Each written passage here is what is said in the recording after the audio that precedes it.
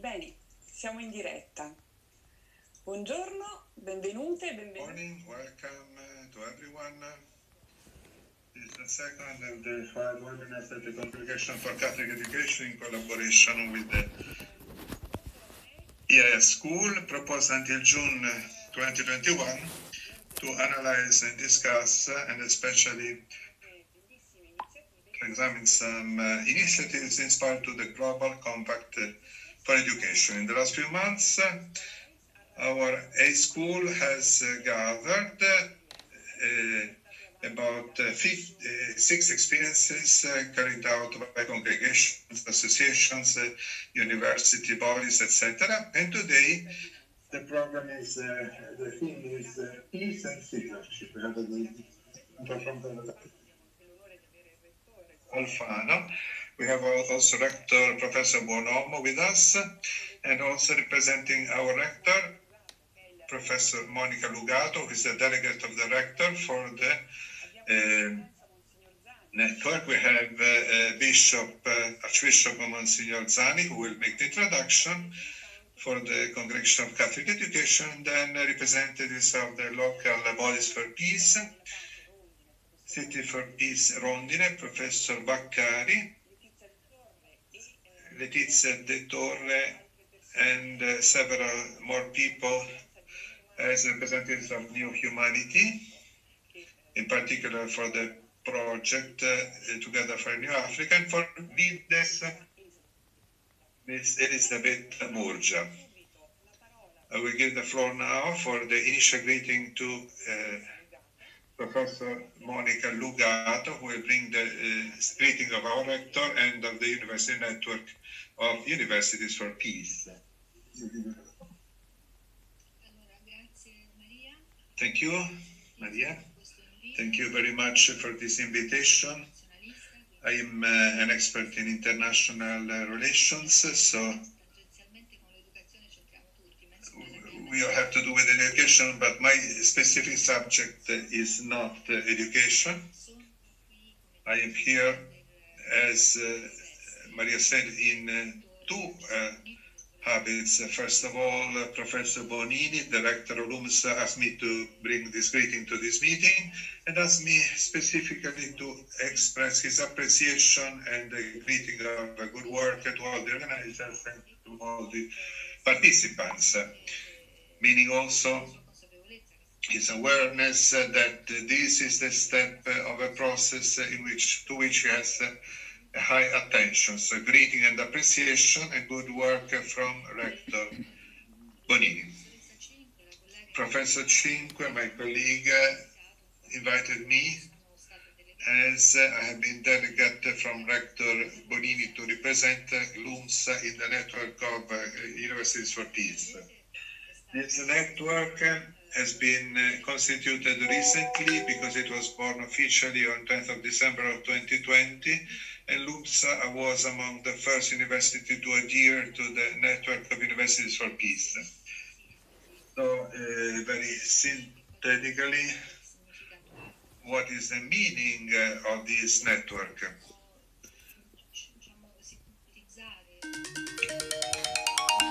Its aims can be summarized around 2 points.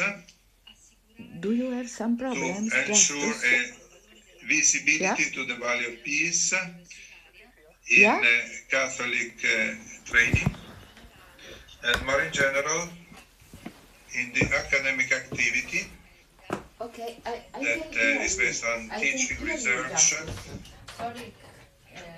So to light beacon on the value of peace as a key element in university training and academic activity. And also to keep alive our attention on the social responsibility of the university institutions and all the subjects that are taught by university for peace building. So this is not something far away. It's central. So the university has to take on these tasks as an institution for peace building. So just a few words they want to propose, it is clear that there are several reasons of convergence between education and peace, so between the network of universities for peace and the global compact. Peace and education are interdependent, so they have in common the fact that they are both necessary conditions for upholding human dignity. Peace needs education. It's obvious education that instructs on the value of peace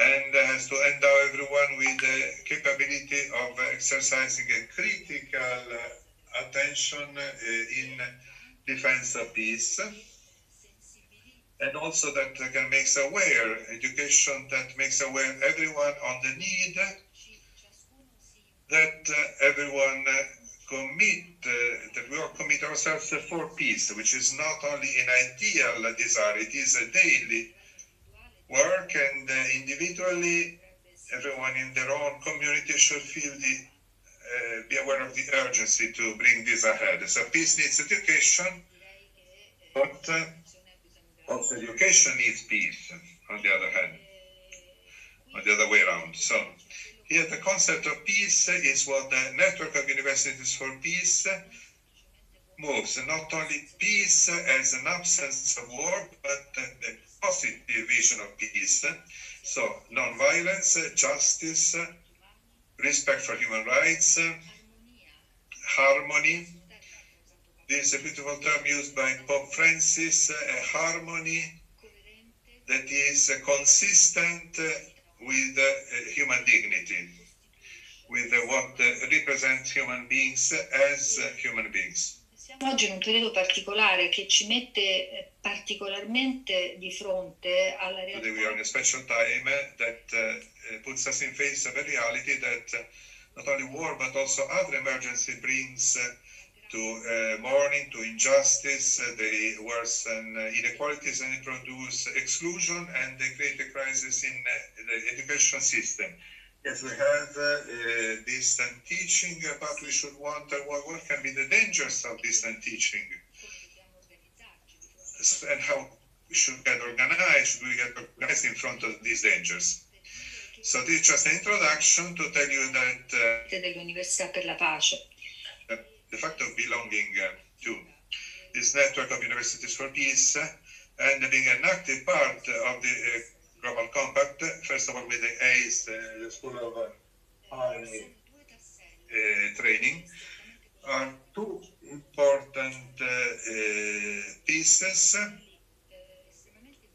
of the mosaic, and they're very important in view of the commitment that LUMSA has taken on itself for the construction of a better world. So, with this awareness, we wish we can commit ourselves better and better for an education that can be a tool of peace, besides spiritual elevation, moral and intellectual and physical growth. Thank you, Professor Lucato. I give the floor to Professor Vincenzo Bonuomo. I thank him for being with us, and I just wanted to give you an information.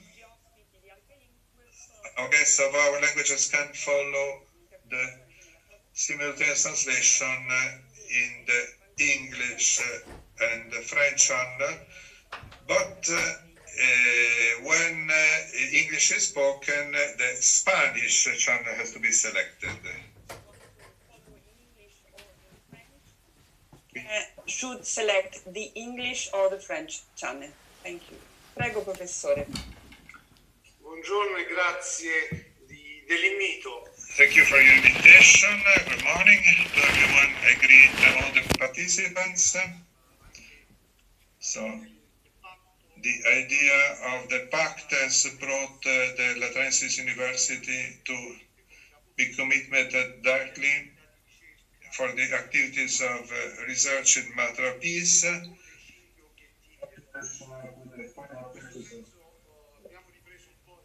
we took up the work that we carried out in several universities on the Constitution 2018 of new cycle studies in science for the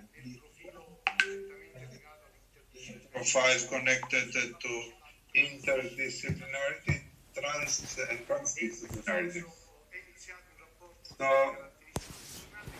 an institutional relation and more connected to analysis. For the institutional relation, we thought of it since the beginning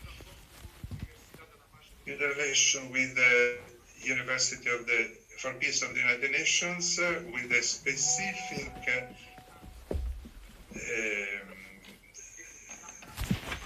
training that enabled us to analyze these issues. Then, other universities such as the Catholic University of Valparaiso in Chile or the Central University of Nicaragua for Latin America. Then we began collaboration with other universities in relation to two issues, to look at peace in its various combination and try to train craftsmen of peace, and that is in connection to Fratelli Tutti, so craftsmen of peace and not the simple peace builders. And also open a focus on the topic of citizenship. We did that beginning with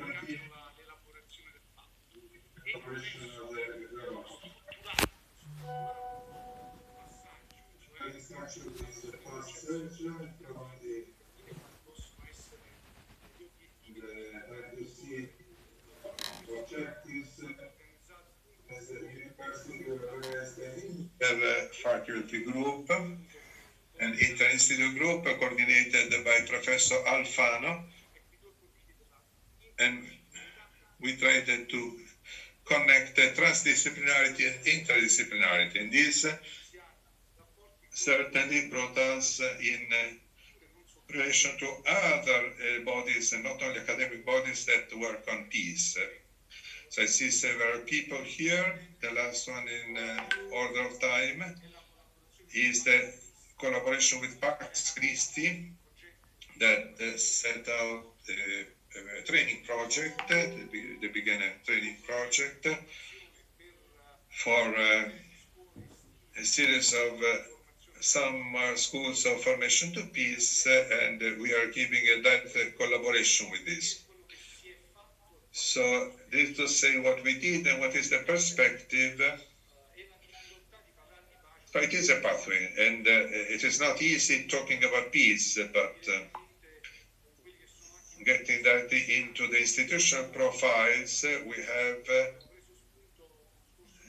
were inspired last December by the resolution of the General Assembly of the UN about education for peace, that has the involvement of our partner, the University for Peace of the United Nations. And on the basis of that resolution, we began an attempt of transmigration of what can be the whole institutional apparatus on the level of UN and other organizations, and bring it on the level of discipline. So how much we do this, I don't know, but for certain.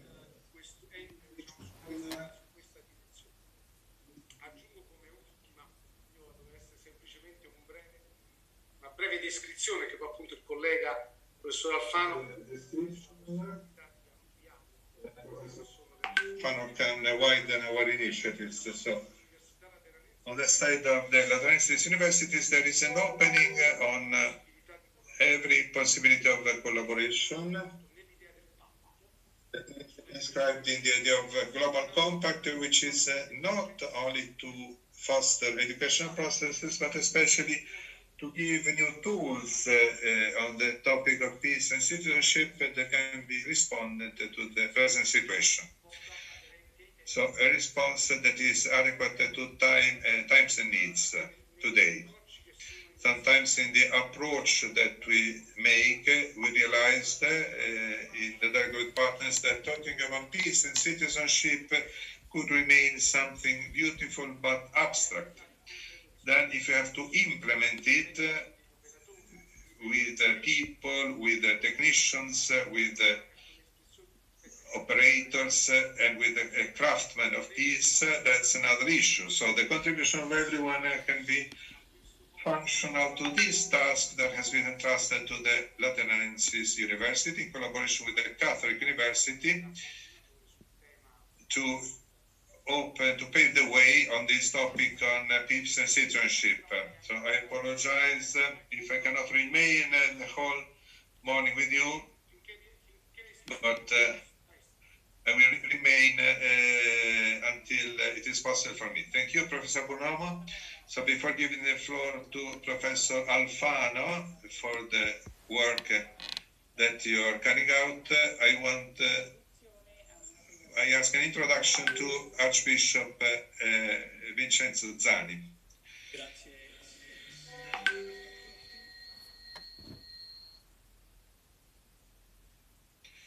Thank you.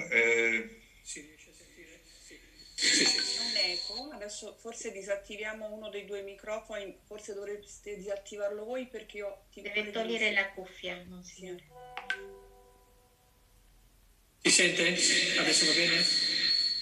Oppure... Sempre un eco, ma perché ci sono due... Può parlare adesso? Se parla io così disattivo quello che non vedo. If you can talk, I can deactivate this, don't see. We don't hear you any longer. Adesso è meglio? Vediamo. Sì, sì. Can you hear me now? Sì, sì. Sì. Adesso si sente? Can you hear me now? Benissimo.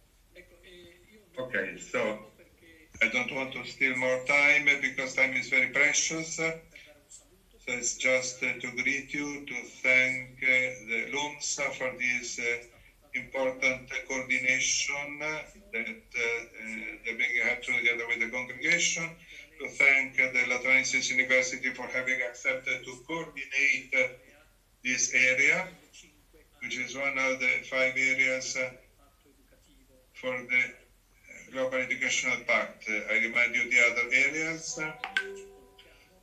just to have a set. The first area of application is dignity and human rights. And here we have the Catholic University of Notre Dame of the US that has the responsibility to coordinate the network of the other universities. The second area is fraternity and cooperation.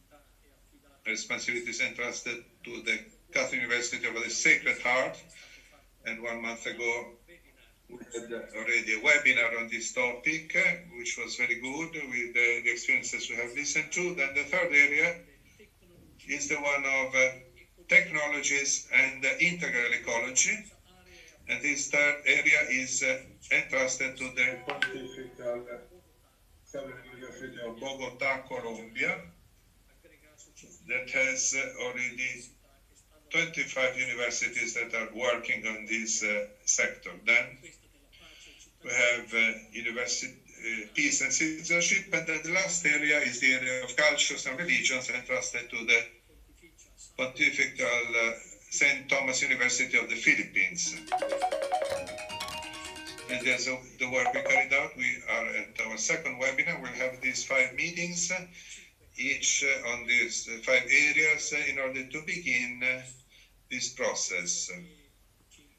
A process that will commit us in the next few years, because it's only the first steps. And from these first meetings, we can see the richness and the power of this work, of this being a network that can make us rediscover many experiences. And I totally share the 2 previous meetings of Professor Lugato and Professor Buonomo, who already gave some points of reference on the topic of peace, which is not only theoretical research, but it is a work of clarification of ideas and objectives to get into the daily and the international life and become craftsmen of peace, as Vatican Council Declaration Gravissimo Educazione say everyone must be a protagonist of a new humanity marked by communion, unity, and peace. I just remind you, before concluding, before closing, that the last message of the Holy Father for the celebration of the World Day of Peace, the one of January the 1st, in the last lines, the topic of the whole message was the culture of care. So in this context of pandemic, to educate to care, so eventually educating to care means educating to peace. You help the others, and in the last paragraph, the Pope said, in order to educate to the culture of care, we are all involved, and especially he recalled the Global Pact for Education. So that is why all the families are invited to work, the schools, the universities, social communication, religions, leaders, and international organizations. So our webinar is just a little but very important tool that can help us to put together different subjects that are committed in this way of education for peace. So we are in stage preparation of the guidelines for this tool that will be published in order to help everyone to have specific goals for this big commitment that has been set in motion and is coordinated by the ACE School of the Lumsa University. So thank you everyone, and have a good work. Thank you, Your Excellence. And now I give the floor to Professor Alfano, who will explain the work of the Latrensis University on this topic. Grazie professoressa, grazie a tutti gli illustri partecipanti. Come ho avuto modo di illustrare il professor Bonomo, il nostro rettore, noi abbiamo costituito nell'ambito di un'area su pace e cittadinanza. We have set up an area of peace and citizenship in an interfaculty working group whose aim is that of not only producing ideas and reflections, but also to carry out in an operational way a strategy in order to network in academic cultures. We met as an operative group quite recently, and we have underlined, starting from the message that Monsignor Giuliani was mentioning earlier, that is the message of the Holy Father on peace in January 2021, starting from this concept where the Holy Father underlines that solidarity expresses love not as a feeling, but as a determination in order to bring about the common good. I teach institutional politics and philosophy, which is linked to the social and political sphere, though it is not specifically linked to education and the field of learning. But I'm part of this working group. We have also underlined the emergencies which have come about, and which come about in the image of the condition of peace in current times. For example, following the pandemic, this event which is still impacting on us despite the political and scientific efforts, and the impact is truly determining, and how to bring about a culture of research on this dimension through didactic activity.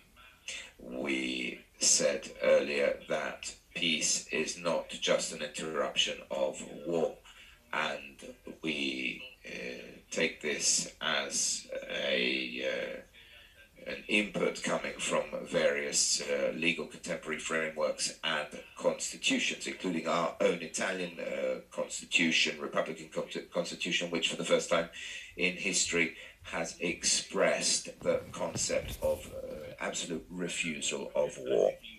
Therefore, in order to coordinate following a strategy from our indications, transforming this in proposals for training and formation, in our view, it is necessary to make education a tool of guarantee for various cultures, which should not simply cancel each other out, but need to place values together, to marry up truth and awareness, actuating this through natural law, through the experiences of various cultures, which therefore become operative tools. Each one of our academic institutions has the opportunity, and we see this in our Lateran University, as in all the other academic institutions, we have the opportunity, I was saying, to meet ethnic groups, cultures, and experiences of diversity. This is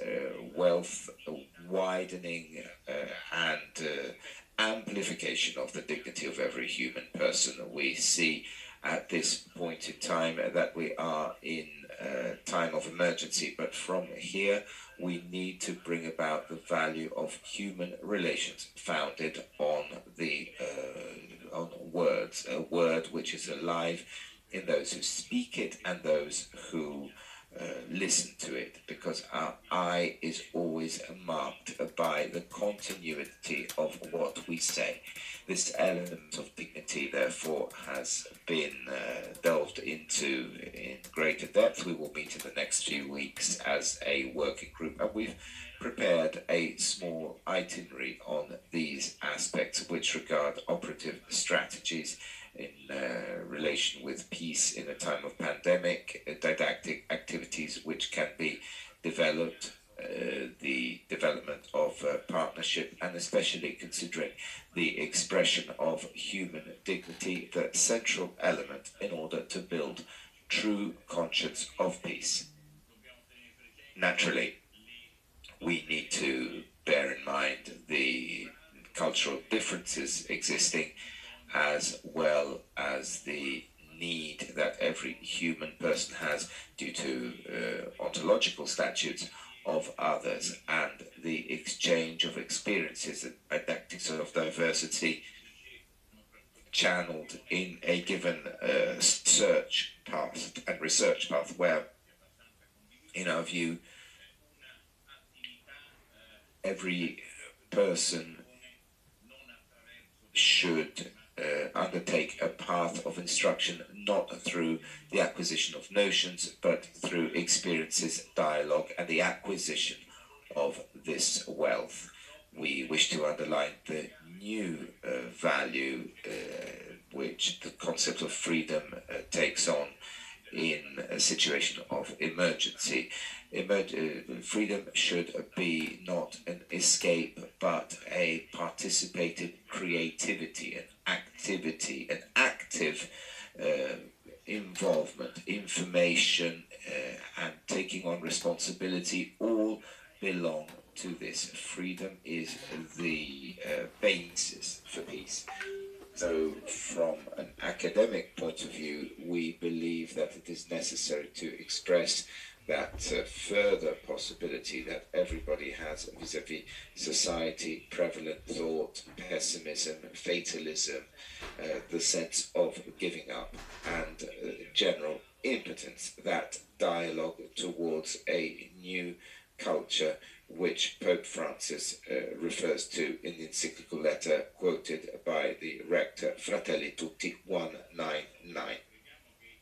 In this sense, we believe that the role of academic institutions should not be limited to an exchange of opinions, but of actual experiences in order to bring about organic pathways of true action, placing the human person at the center of history, with a renewed urgency of the individual person, a personalism which is imbued with the principles of justice and peace. The process of globalization we are going through is spreading and becoming more and more affirmed in the digital era of the third millennium, and it could easily replace the old ideologies with technique, where technology becomes ideology and exposing humanity to the risk of finding itself in an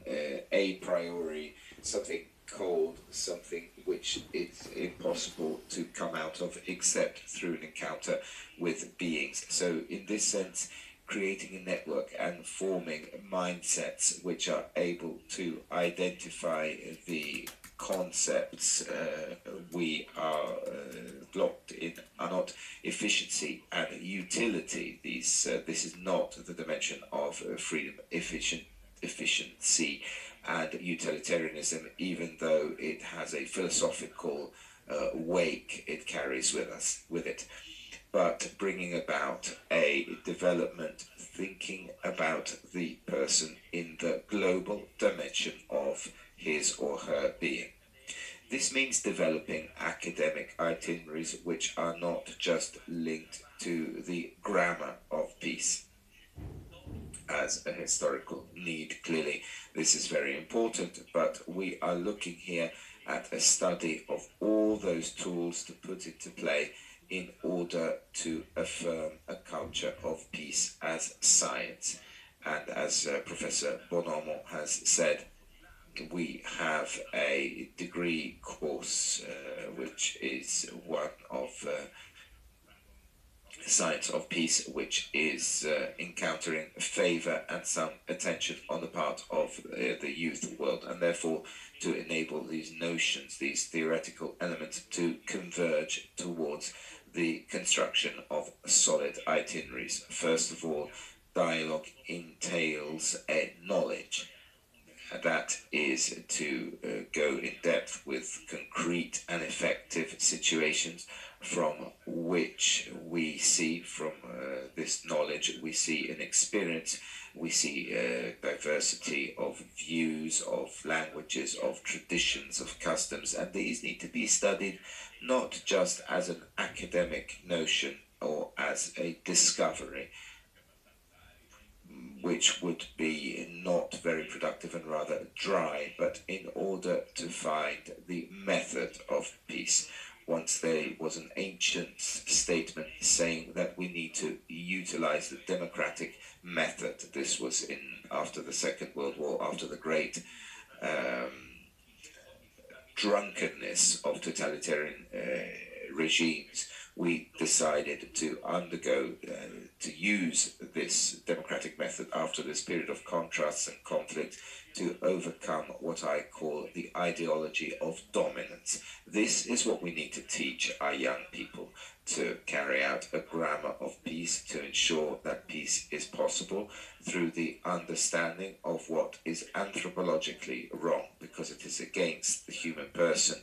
It's his or her dignity as a creature. We need to ensure that we reflect that every person is free, because human being is born with intelligence, which becomes intellect, and not with preconceived ideas. When it becomes experience, when it meets truth, it becomes experience of the intelligible reality. And this is why the truth makes us persons. Therefore, we need to bring back to the center of everything the emergence of the person. There's a nice phrase of Emmanuel Mounier. It says, a person is where being becomes a word.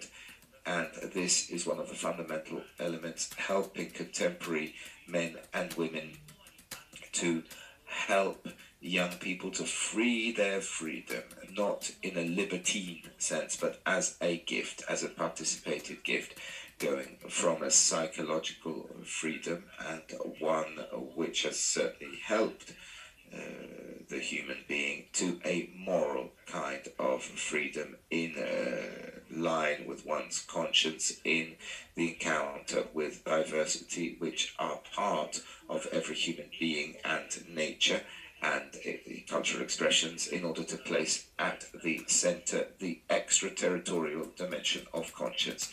Today we speak a lot about the extraterritorial dimension. This means to enrich everybody's knowledge. Society is just not only when it guarantees the equality of starting points, but also when it guarantees justice of points of arrival, acting against interests, vested interests, and ensuring the central role of every human being, thus overcoming those threats to peace which come from an attack on conscience and the freedom of the human person as the ability to promote our dignity. So what we've tried to express in this meeting, and we will continue to work on this because we have very qualified voices in this group. The person of the rector, to start with, who has given us his time and done us the honor to create, to coordinate all this. And as the various voices speak, we find their ability, their capacity to contribute to our proposals. Thank you very much. Thank you, Professor, for having given us this portrait of what is happening. All previous speakers have underlined the importance of education to peace, to those values which create, as you have said, a conscience of peace and the conscience of finding the method for peace. It seems to me that the initiatives which we are presenting today, for whom I would give the floor to Professor Carina Rossa, truly may bring this about. Carina, and over to the second part of the panel. Yes, the second part of our panel, where we wish to present those bodies attending the Global Compact, at least 4 of them: Rondine, Cittadella della Pace, Local Peace Coordination, New Humanity, and Fides International. So we give the floor to Professor Franco Vaccari, the founder and president of the Rondine Cittadella della Pace Association, who will present his institution to us. Good morning, everyone, and thank you for your invitation. I am very happy to be here. Some faces are old friends, and which is a further reason for the pleasure. Monsignor Zani, we met recently, and I would like to reiterate my greeting. So, in brief, Rondine, for the past 23 years, has taken on its name from an old village in Tuscany between Arezzo and Florence. And for the past 23 years, this has been transformed into an open, wide laboratory. We host couples of young enemies coming from war zones. In order to come to Rondine, you need to have the title of enemy. So history must have branded you as an enemy in your heart and in your soul. And the reason why you are here is to win a tragic, deep challenge, which may seem very simple, but I believe that nobody will not be able to see how intense this experience is. For 2 years, these young people lived together in an academic master's experience and time of training, which we have consolidated after 23 years. These couples of enemies then go back to their countries with a paradigm and a mindset which has been completely overturned as to the idea of the enemy. Where possible, they start social projects. Where this cannot yet be done, somehow they bring some items of change. And we work with about 30 countries in the world, from the Balkans to Chechnya to Africa to the Middle East and the countries of the Mediterranean to Colombia, and it's clear that the situations do change a lot. One becomes enemy in a very different way. It is a category which then needs to be defined in different cultures. Over these 23 years, we have developed a research which has come about in the last 6 years. This is international academic research, and we have developed a method. This is called the Rondine method for the transformation of conflict. This means that we go from a situation of conflict as a synonym of war to the application of the method in ordinary conflicts, in social conflict, in social contexts which we live in.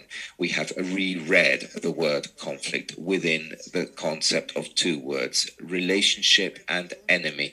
This means that the Rondine method is a new engineering, a paradigm we are refining on these three words: relationship, conflict as a meeting of differences, and the enemy as a ghost we build in diseased relationships. This method is interesting because we are developing it and applying it in school, and therefore the dynamic of Rondine is articulated in three dimensions, and they are this is an interplay of the prototype, which is built in Rondine, and the application in different training contexts. The one of high training with word-house couples of enemies, which we started 23 years ago with its structured method. Then the Masters in Global Governance with the University of Siena, and the project we are building of the Global Leader School, which we have announced to the United Nations in 2018. For the ambit of education and school, we started from a 4th year of high school where all students of Italian regions participate, and now we are opening up a project in Italian schools. We are doing this with 30 Italian schools in order to begin the Rondine house within the schools. This is a new educational method to peace, local citizenship, and the themes which are here on our table. The last one is Academy, which is the training to the most diverse targets. This is a citizenship of peace in order to be players and build civilization and peace for everybody, for families, for couples, and the latest ones to join us are company managers. As you see that in these contexts, there is an enormous growth of conflict. This is one of the characteristics based on which managers are selected. Conflict management is crucial for managers. So it is a wide opening which has this dynamic between the prototype, which is continued to be developed in Rondine, in the city of peace, the village of peace, and those projects trying to open new routes in traditional institutions. The method is the Rondine one, which is continued to be studied, which is also open to interdisciplinary dialogue. And this theme of the enemy has a great emphasis at this time of pandemic, because all relationships are exacerbated, and where social distancing creates a pain. The dark side of coronavirus is what I call, this is the side we see every day, is the biological side, but the spiritual one is not highlighted enough in a new paradigm of relationships, and how this may have the constituent elements in order to be regenerated and fixed. I think this is a fundamental response to the challenges of our time. Thank you. Professor Vaccari, per presentarci questa cittadella che ha sviluppato un metodo e con una irradiazione molto ampia a più livelli, no? Non solo nel contesto educativo ma anche oltre.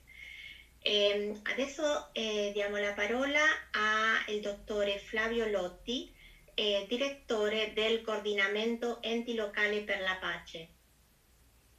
Grazie Carina, grazie. Thank you, Carina. Thank you to all of you, Monsieur Zani, Professor Cinque, and friends that I meet very willingly. A short presentation of the National Coordination of the Local Bodies for Peace and Human Rights. I will share the screen with you. So our coordination was born from what John Paul II, more than 15 years ago, had summarized with this sentence: responsibility for the construction of a more just and solidarity world must be taken up by the public institutions and by citizens. So there is a public responsibility that in Italy was gathered and expressed in the world by the extraordinary figure of Giorgio Lapira, mayor of Florence, who after the half of the 50s could decline this responsibility by recognizing the role of the local institutions, the role of cities and municipalities and provinces and regions, and all the institutions that have the task to promote the recognition and respect of the basic rights of people, starting from the city. So the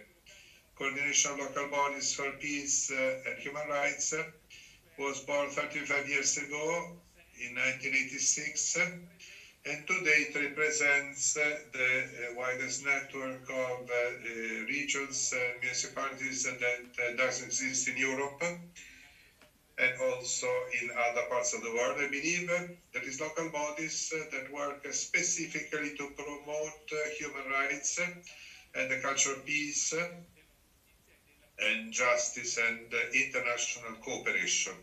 So the first international conference that was held in Perugia, the commitment was then the fight against the proliferation of nuclear weapons. Then when in 1989 the Berlin Wall was put down, the coordination at that time became the coordination we know today. That is the coordination of institutions that drew its inspiration. We see two figures that gave a great contribution, more than us, to the elaboration of the thought of Giorgio Lapira. It is Father Ernesto Balducci and Professor Antonio Papisca of the Center of Human Rights of the University of Padua. With them, in 1990, we transformed the coordination of local bodies into local bodies for peace and human rights coordination. So the peace we're talking about is the positive peace we mentioned, not the negative peace that is defined as the opposite of war. It is the peace that begins in our cities and extends until the UN. This is one of the opportunities we had for our 20 years anniversary. In Perugia, some of the activities that we are carrying out, the idea that was taken up by Pope Francis several times is to do in such a way that each city can feel and become a building site of peace, that is cantiere di pace, building site of peace. It is a place where we work on the daily needs of people, and through the construction of new human relations within the community, we can implement peace starting from the place where we live until the election comes. So peace has to be 0 kilometer pathway. So the cities have this ambition to build peace with a zero kilometers approach. This is one of the rallies we organized when the mayors and local mayors and administrators insist on the importance of building peace starting from our cities. Here we see some of the many initiatives that are carried out and that are trying to become contagious. One of the last initiatives we carried out last year by creating a working group that tried to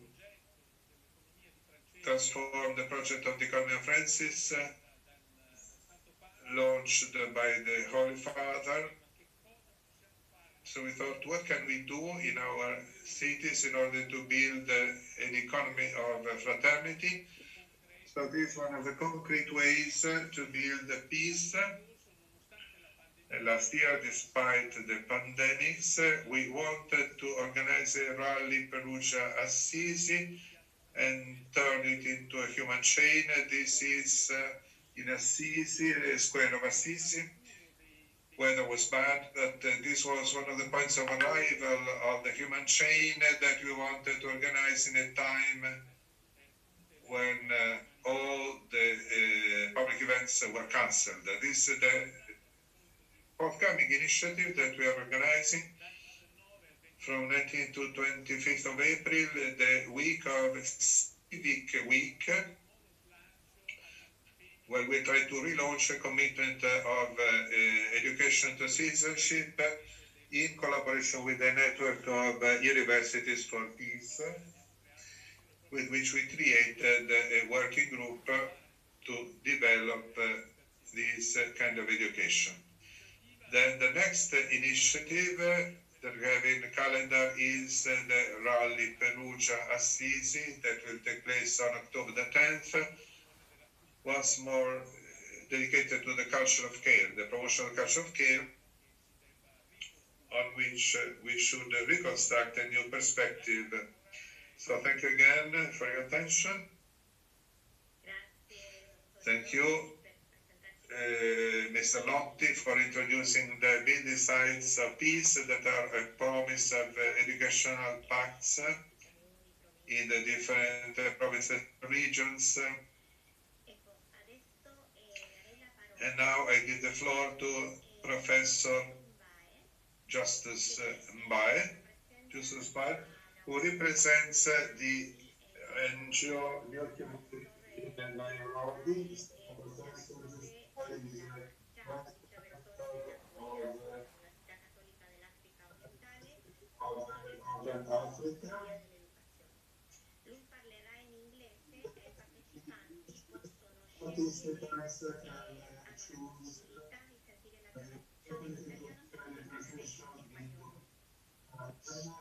Hearing in the Spanish channel, in fact. Bisogna di condividere anche il permesso, cioè può condividere senza problema, condividere slide o video. If you have to share a slides or a video, that's not a problem.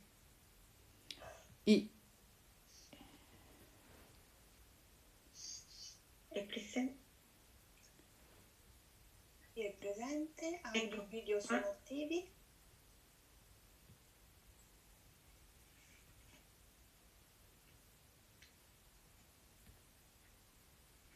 Professore Justumbae? Yes, thank you all. My name is Professor Justus Mbae, and I am the main representative of the New Humanities newly opened office in Nairobi, Kenya. I am also the chairman of the project board for Together for New Africa, a promising youth leadership program which was initiated by African students of the Sophia Institute University and which enjoys the support of New Humanity NGO.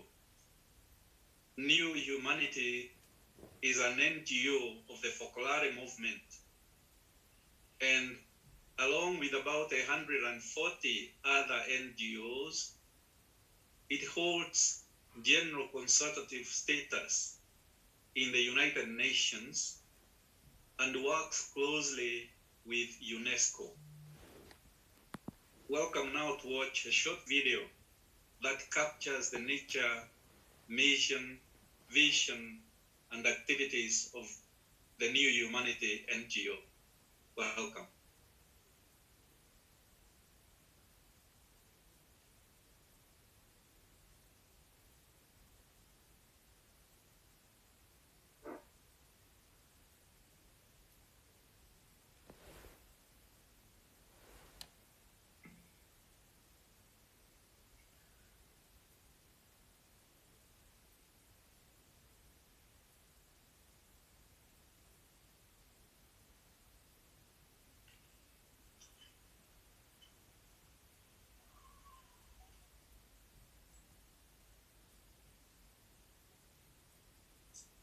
Non si sente l'audio del video, forse è meglio se lo proietta Carina? So se è possibile.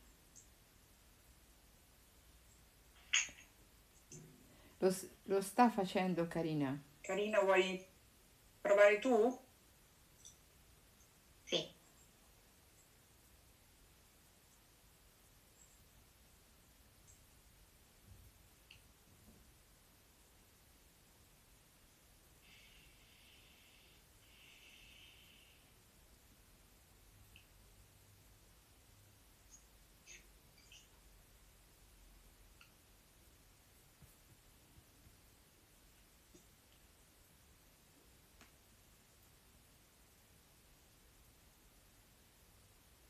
Oppure provo io? Sì, stamattina avevamo provato e prego.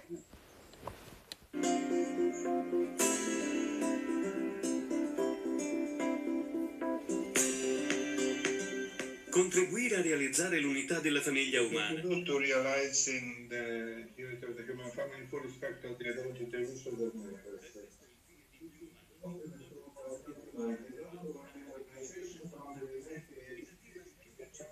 There are 100 countries across the world. For over 30 years, the New Humanity has been committed to disseminating every field of society by promoting amongst its members the goals shared in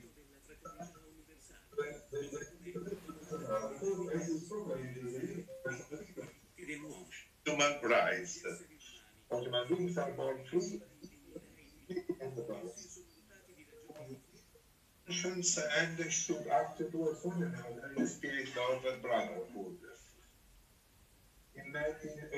New Humanity ha ottenuto il riconoscimento dello status consultivo speciale presso il Consiglio economico e sociale dell'ONU, che dal 2005 si è trasformato in uno status consultivo generale. Since its beginning, the mission of the NGO New Humanity has been to be the ambassador of the life, the values, the good practices that are born from the Focolare movement. The Focolare movement is an ecclesial international movement that aims at contributing to the unity of the human family, to universal brotherhood.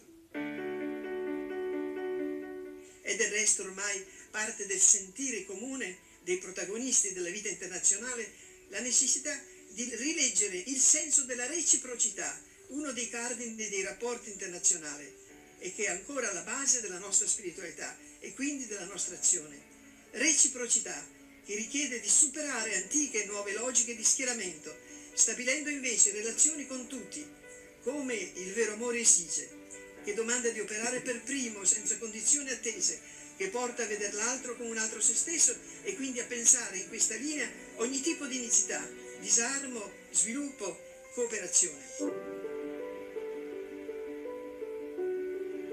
Dal 2008 New Humanity è riconosciuta anche come ONG partner dell'UNESCO. Educazione alla pace, lotta ai cambiamenti climatici, superamento dell'estremismo violento attraverso il dialogo, cittadinanza globale sono solo alcune delle tematiche per cui New Humanity è chiamata a collaborare con l'UNESCO.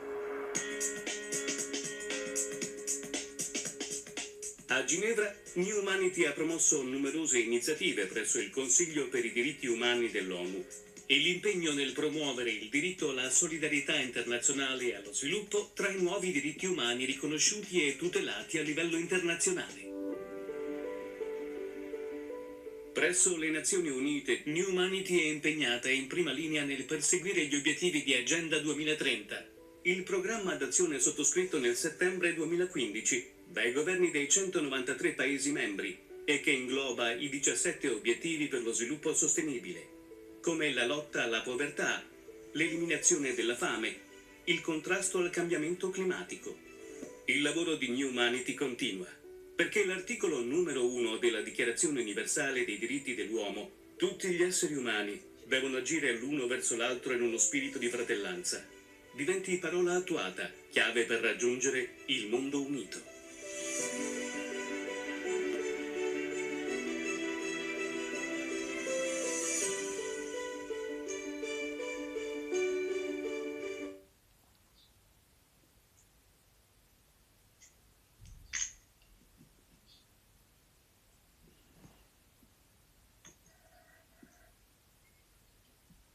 Grazie. Professor Giustumbae, allora sentiremo più avanti la vostra preziosa esperienza in Africa. Adesso diamo la parola al dottore Barberà, presidente di Vides International. Grazie. Buona giornata a tutti, grazie per questa interessantissima mattinata di confronto. Ecco, anch'io utilizzerò delle slide per fare una rapida presentazione della Vides Internazionale, un'associazione volontariato internazionale Donna, Educazione e Sviluppo che è stata voluta esplicitamente su una decisione del capitolo generale delle suore salesiane nel 1987. Qui vediamo una rappresentazione della distribuzione delle nostre presenze oggi nel mondo, che attraverso le case appunto delle suore salesiane in 95 paesi del mondo hanno già raggiunto e aggregato gruppi di giovani che vanno dall'età della scuola materna fino ai giovani nonni che sono in cammino con i bambini, con i ragazzi, con i giovani, con le comunità in un percorso appunto di educazione continua. Attualmente abbiamo una presenza di 60 gruppi nel mondo, 13 nell'America del Nord, 14 nell'America del Sud, 20 in Europa, da dove ha avuto sviluppo tutto il percorso, 3 in Africa, dove è più recente la crescita e il consolidamento di questi gruppi, e 10 in Asia.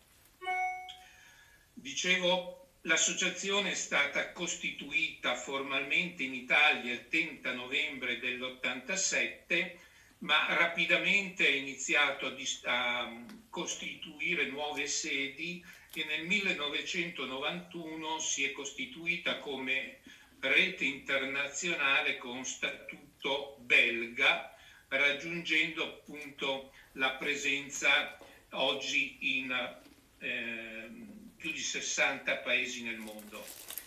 Dal 2003 è riconosciuta come New Humanity con statuto consultivo alle Nazioni Unite ed è associata ugualmente al Dipartimento della Pubblica Informazione, il DPI, delle Nazioni Unite. Nel 2012 è stata accreditata anche all'International Labour Organization dell'ILO per le attività formative nel campo del lavoro e delle attività professionali.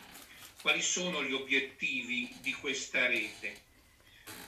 Gli obiettivi nascono proprio da quel mandato di mandate of an educational pathway that characterizes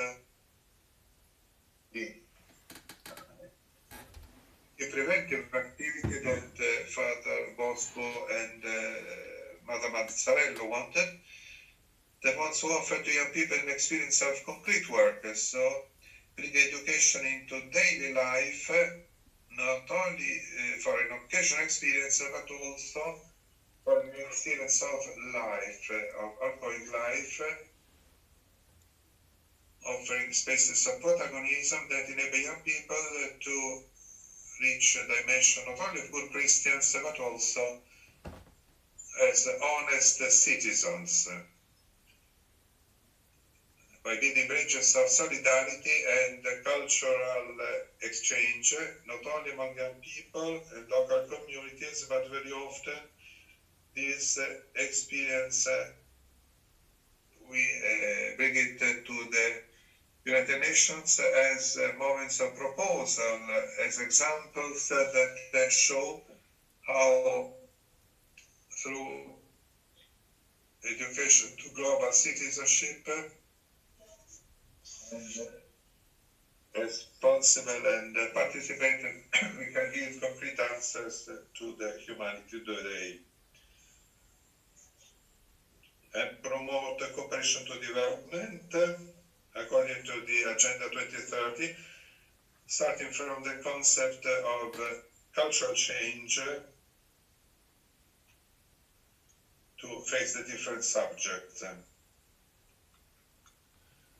to build a society responsible based on brotherhood and solidarity.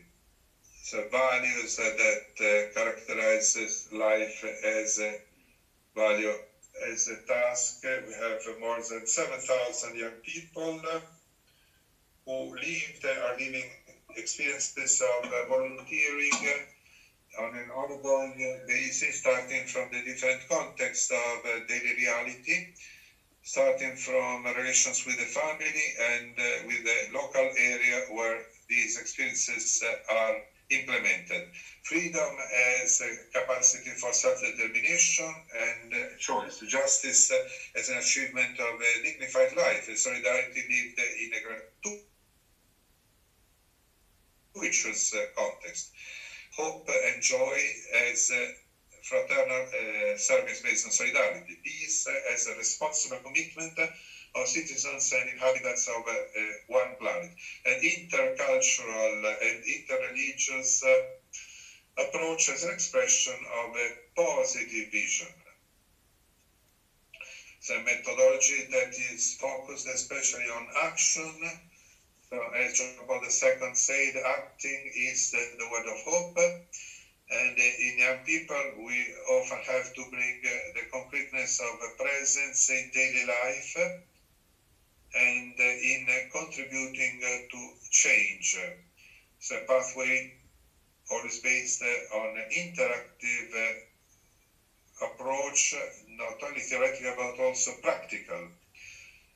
So on the basis of the preventive system of Father Bosco, to promote youth protagonism in the service to others, and this especially through volunteering. So the key words of our methodology are protagonism, preventive approach, education, accompaniment, trust, community spirit, gratuitousness, networking, and cooperation to development. The vision of our association is based on fraternal solidarity societies founded on the respect of the dignity of every inhabitant of the planet, the Sicilian people committed and active citizens in the constant research of common good, the protection of human rights and of the good that is common to everyone, through prevention, promotion of human rights, projects and micro-projects, distant support to communities and children, local and international volunteering. That starts from our reality where young people live and work. So volunteering is the main tool of the educational path, not to an experience about to a training of young people in the Salesian spirit in order to build through an ongoing lifestyle a presence that can lead to a fraternal society based on solidarity. Youth volunteering based on education. Young men and young women are the focus of our work, and the happiness and joy of young people is a key element. They must not only be protagonists, but they must also seed hope. So volunteering becomes a right and a lifestyle. It must be universal, and it must educate, not only to have a right to education, but also to educate to human rights and to common good. Volunteering must be implemented on a local level. It must be creative, but also has to be open to the single village in the world with an intercultural dialogue, open to diversity and to difference, and the proposal of protagonism in the construction of a culture of solidarity, justice, and peace. The promotion of human rights, but also capable of creating opportunities for life to acquire skills, and our work continues. And reach and not only consolidate the present 7,000 young people in 100 groups of,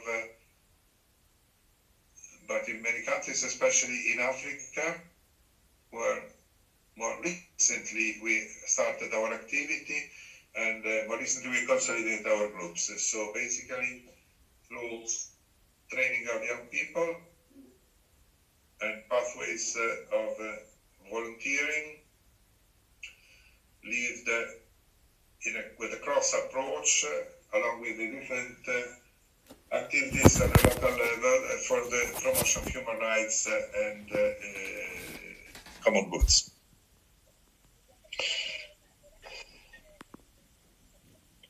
Thank you, Dr. Barbera, for this experience, for Salesian and Sisters of Maria Auxiliary and your institution, and your experience has been chosen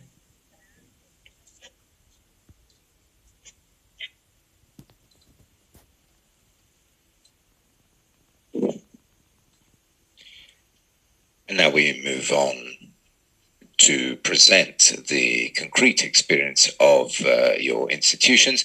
We move on to this third part of our program, where we will show in brief and also mentioning how the project has developed and evolved during the pandemic. So we follow the same order, and we would ask Professor Mauro D'Andrea, the director of the International Department for Training in Rondine, how things have become. Good morning, and thank you everyone for your invitation. I continue what Professor Vaccari has said from our president, but we have a video, yes, and we're very happy to show this for you.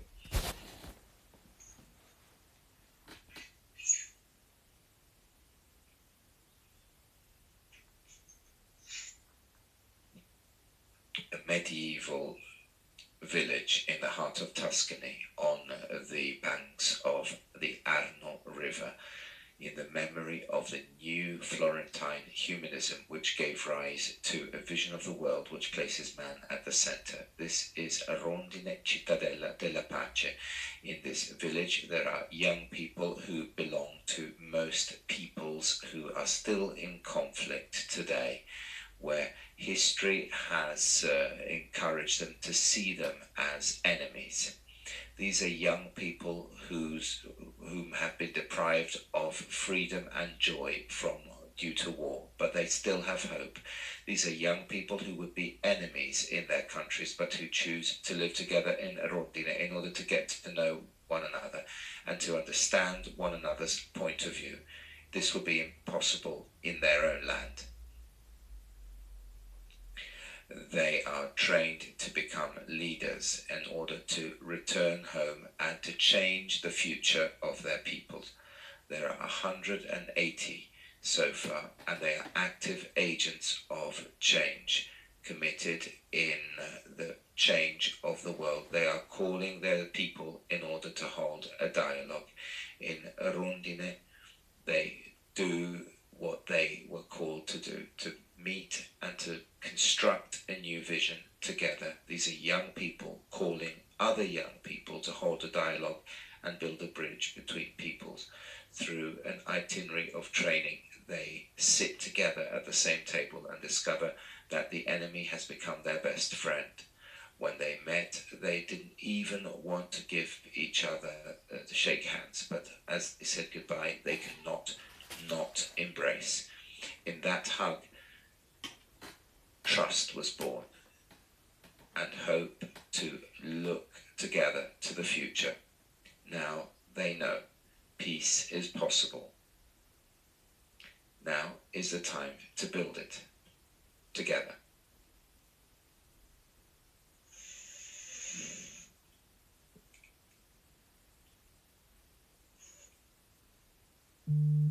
And here we are. The video you saw displays our work. As President Vaccari said, this is exactly our mission, that of promoting the creative transformation of conflict through the experience of young people who discover a person in the figure of their enemy. This is an intense, very concrete experience which for people coming from all over the world coming from a conflict zone or post-conflict zone lasts 2 years. And the thing we realized in these 20 years of work with young university students, these are students who have already received some training in their place of origin, and this is a university specialization they follow here, to reveal the trick of seeing one's enemy. It becomes a trigger for change. And this is a main, most intense portion of this itinerary in the small village you see near Arezzo. There are these young people who live coming from these various countries, together with our educational team and our staff. Every day they learn to deal with conflict, starting from the personal level, to get to know one another and their conflicts, those conflicts which are often linked not necessarily to war, but also family conflicts and interpersonal conflicts, starting from this very internal level, and therefore through an itinerary which we call that of recognition and of the personal side. They learn to deal with interpersonal conflicts, so from intrapersonal to interpersonal.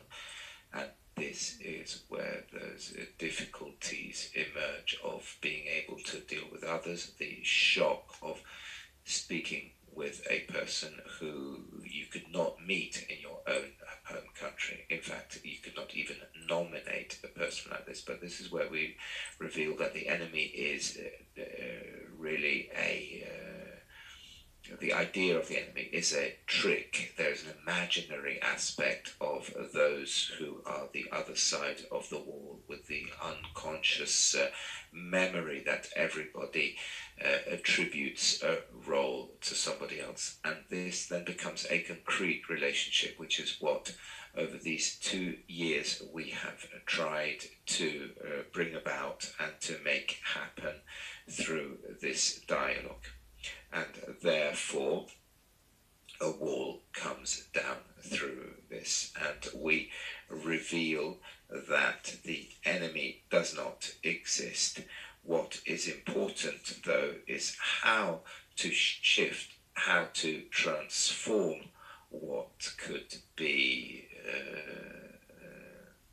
a relationship that is built with a friend into something else. How do we make this become a model? How do we move from a dimensional to from a personal to a community dimension? How do we become active citizens when we speak about peace?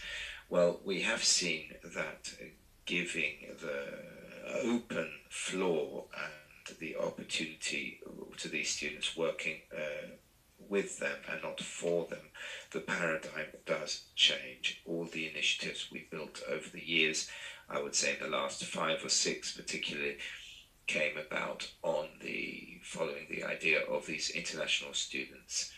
This is a wonderful relationship between in this stage and this stage between young adult and adult, which then creates an impact in their country of origin, but also elsewhere.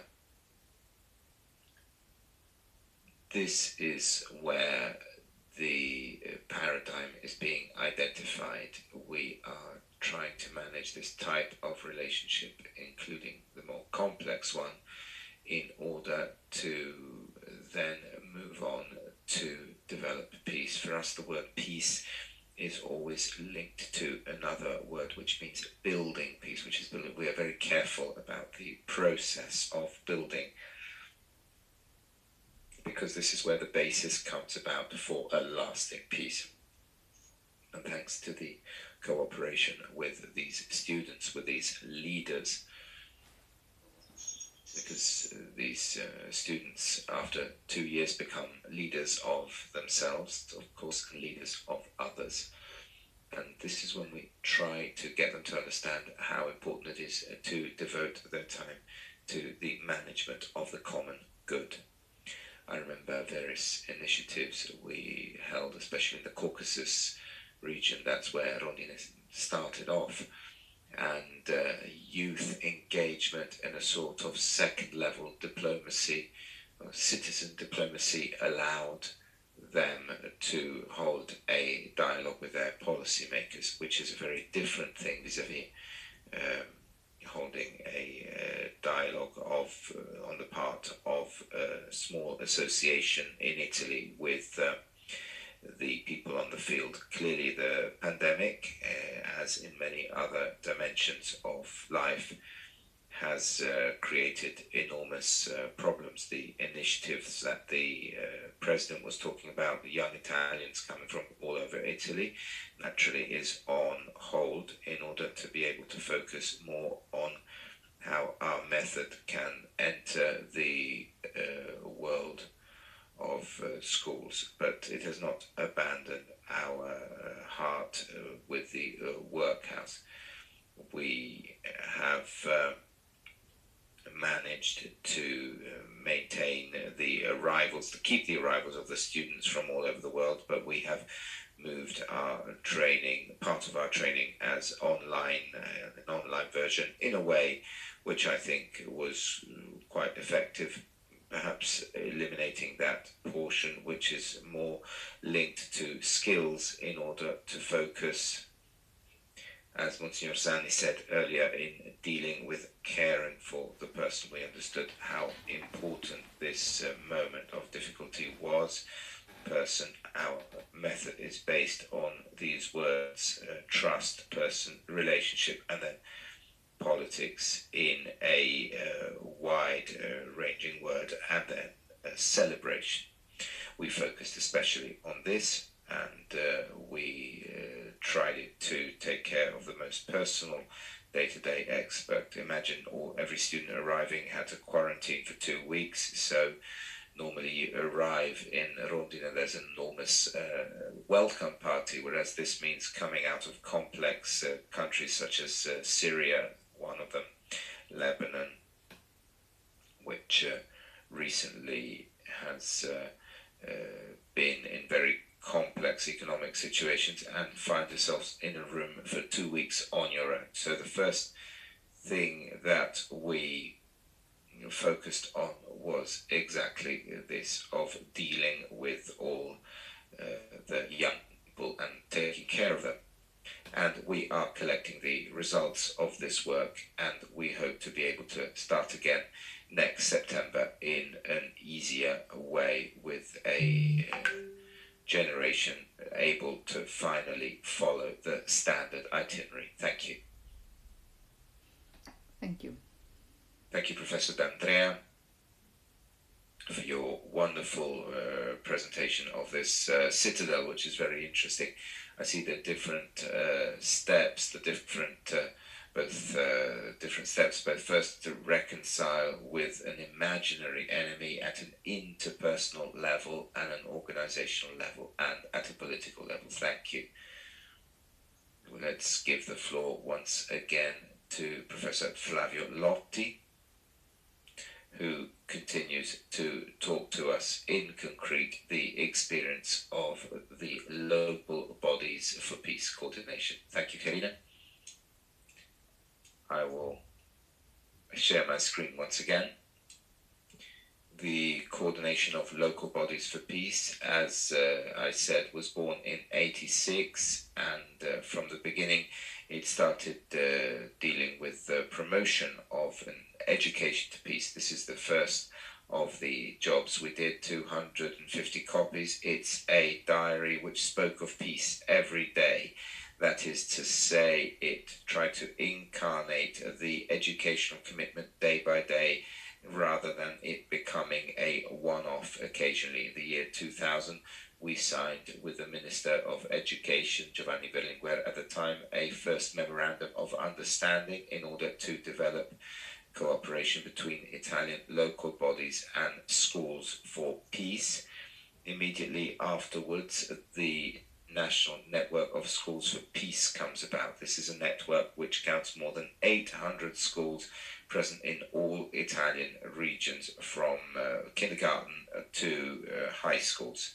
And this is a very extended network which has given rise to numerous activities, including the program Along the Steps of Francis, wishing to transform the day of the 4th of October into an educational itinerary to be undertaken every day. This is one of the appointments we had with the current Cardinal Mauro Gambetti, who was the custos of the Holy Convent of St. Francis of Assisi. This is one of the opportunities we had where more than 4,000 students from various Italian schools attended a course bringing the results of their work and organizing initiatives in which they were first actors. This is a March for Peace. Another program which we developed with a great commitment was this one, from the Great War to the Great Peace, which brought young people from many Italian schools to participate to a meeting which I would like to show you. I would like to show you a brief video. So here it comes.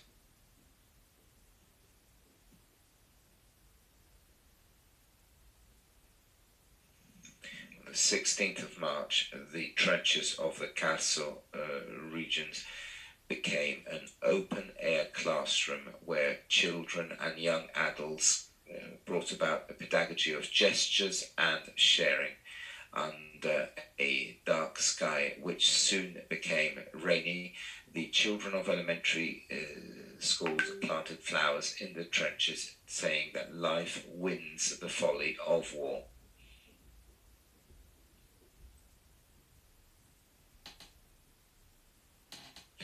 All together, they were present when the prayers of 4 people of 4 different religions were enacted. A Catholic priest, the Imam of Trieste, the Rabbi of Trieste, and a Buddhist monk. We invoke light, internal force, courage, and perseverance in order to be every day the builders of peace. Peace wins, and war is folly. Finding peace means giving a future to those who have one. You are the people who have a future.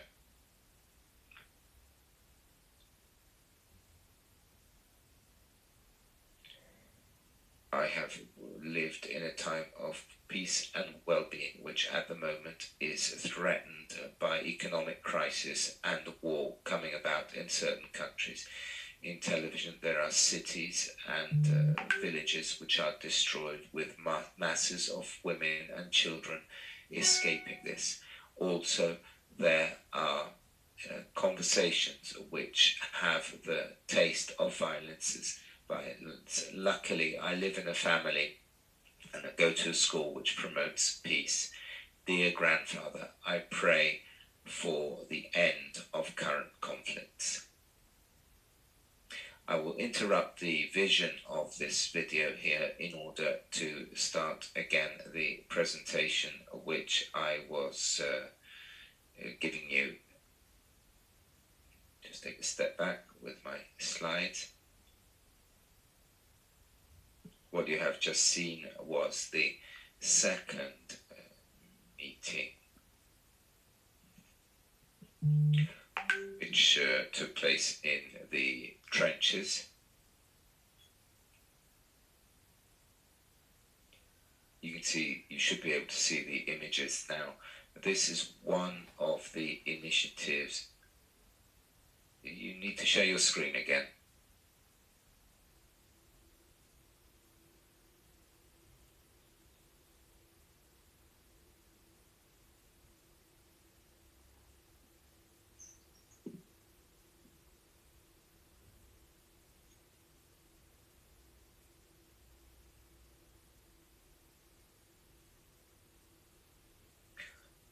So this is the itinerary which have seen young people and students engaged. These are part of annual programs which are very articulated and grew over the years. This is another of these programs which we have created starting from the launch of Pope Francis of Laudato Si in 2016. And also in relation to this, I would like to show you another video briefly. Here it is.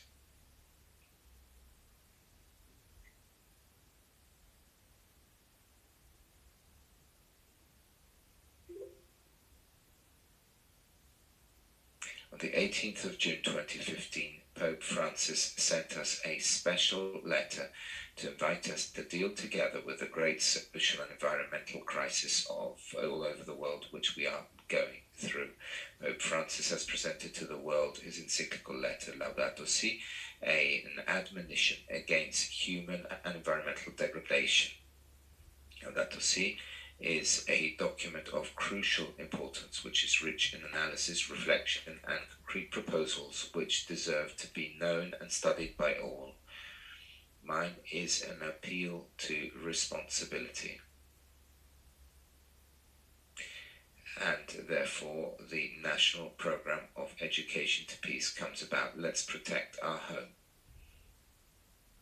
In 2016, thousands of children and students from all over Italy start to look at Laudato Si in their classrooms, and at the end of the year are able to meet Pope Francis.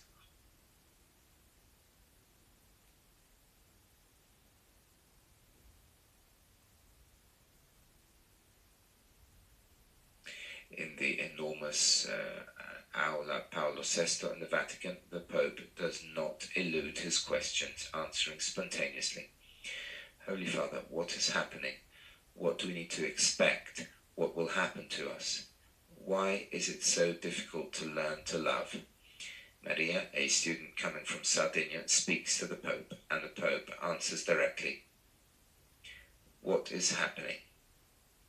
I like this because, you know, when I was a young man, that question was a question for that old people would ask, what's going on? And young people didn't understand. Now, I like the fact that you understand as young people that there is something which is not okay. There is something which is destroying. There is something which is not normal. What is happening? So what is happening? And from this itinerary, we have seen many outcomes, and the video, I think, will stop here, but it develops a crucial part of these activities. And I want to just go back for 2 minutes for 2 more minutes, the presentation. On that occasion, we presented to the Pope the guidelines for an education to peace and citizenship in a global level. This is the result of 162 teachers in the Friuli Venezia Giulia school area who have worked for 2 years in order to clearly try to understand, starting from their experience, how we can educate to peace and global citizenship. From here, other programs came about. These were in line with the objective of the Educational Pact, which qualifies the entire itinerary of work as local bodies try to constantly work with schools and families, trying to make all this a permanent job. This is one of the projects that we have carried out with the ACE School of Lumsa. One further program which has been happening for the past 2 years and has been relaunched this year thanks to the 1st of January message by Pope Francis this year is I Care. This is the cover presenting the program with which we have been working for 2 years in order to promote the Territorial Educational Pact, and we'll talk about this later. How have we dealt this work? Since the pandemic came about, we naturally went online, and this is a program which has seen the participation of nearly 1,000 teachers from all kinds of schools. Another one is called Citizenship 2030, which contains a future lab for the education to the future, which is one of the great themes, and this is the program we are committed in, and it means this is civic education and care for others. Here we have 4 pathways which are under implementation and which we are trying to develop in these next few days. I have already spoken about the Civic Week. This will be an opportunity to remember Luca Attanasio, an exemplary citizen who has a lot to say about education to peace and global citizenship. These are the main objectives, and as you see, one of the fundamental elements is promoting the educational cooperation and the rebuilding of the national local educational pact. At the center is the idea of Pope Francis, that of developing a citizenship which makes us be not only inhabitant, but as he said when he was Bishop of Buenos Aires, truly citizens and people. Thank you once again for your attention.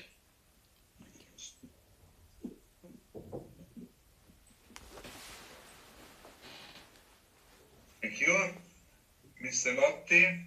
So peace and integral citizenship, because in your pathway you also include the different dimensions. So facing as an educational, as global compact, you spoke about citizenship, human rights, integral ecology, and dialogue in the pathway to peace. So thank you again. And now we go to Africa, and we have 2 representatives, one from Burundi and one from Kenya. We have Adelard and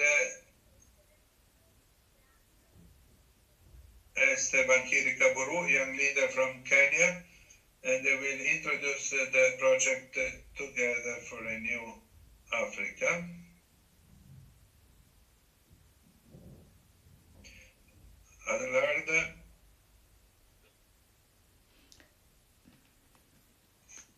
Il video.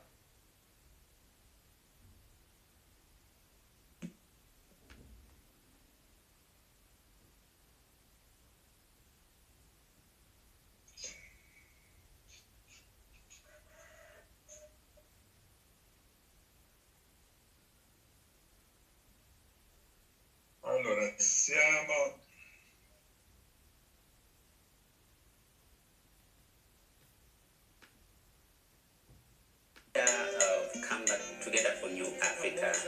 L'idea di Insieme per una nuova Africa è nata mentre frequentavo l'Università di Sofia con altri giovani dell'Africa a Loppiano.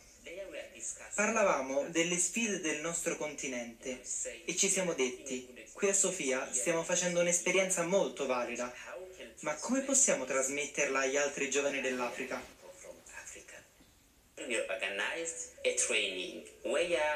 Abbiamo organizzato quindi un corso di formazione per giovani di 7 paesi: Burundi, Ruanda, Tanzania, Uganda, Kenya, Repubblica Democratica del Congo e Sud Sudan.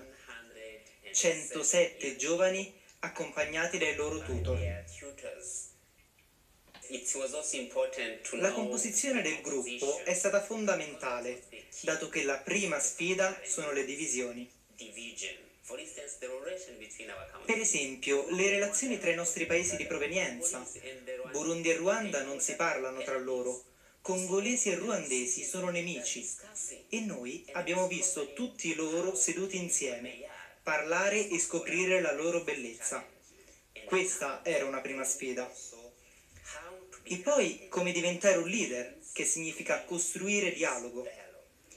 Abbiamo bisogno di costruire ponti, non romperli. Questo era il punto di partenza del progetto che durerà 3 anni.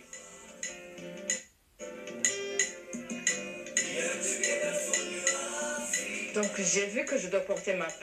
capito che anche io posso dare la mia parte, cioè mettere in pratica i valori che ci hanno insegnato, il valore di Ubuntu, il valore dell'ascolto, il comportarsi come un uomo saggio. Abbiamo parlato tanto riguardo la saggezza.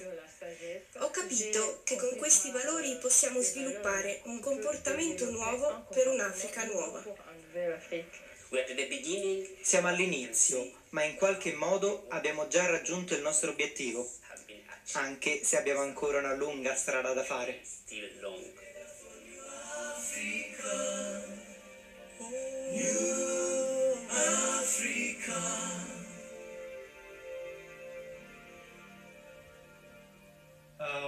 I would like to return to the words of Melchior Sandibana, who actually is serving as a coordinator of the project and he's currently working with the UN in South Sudan.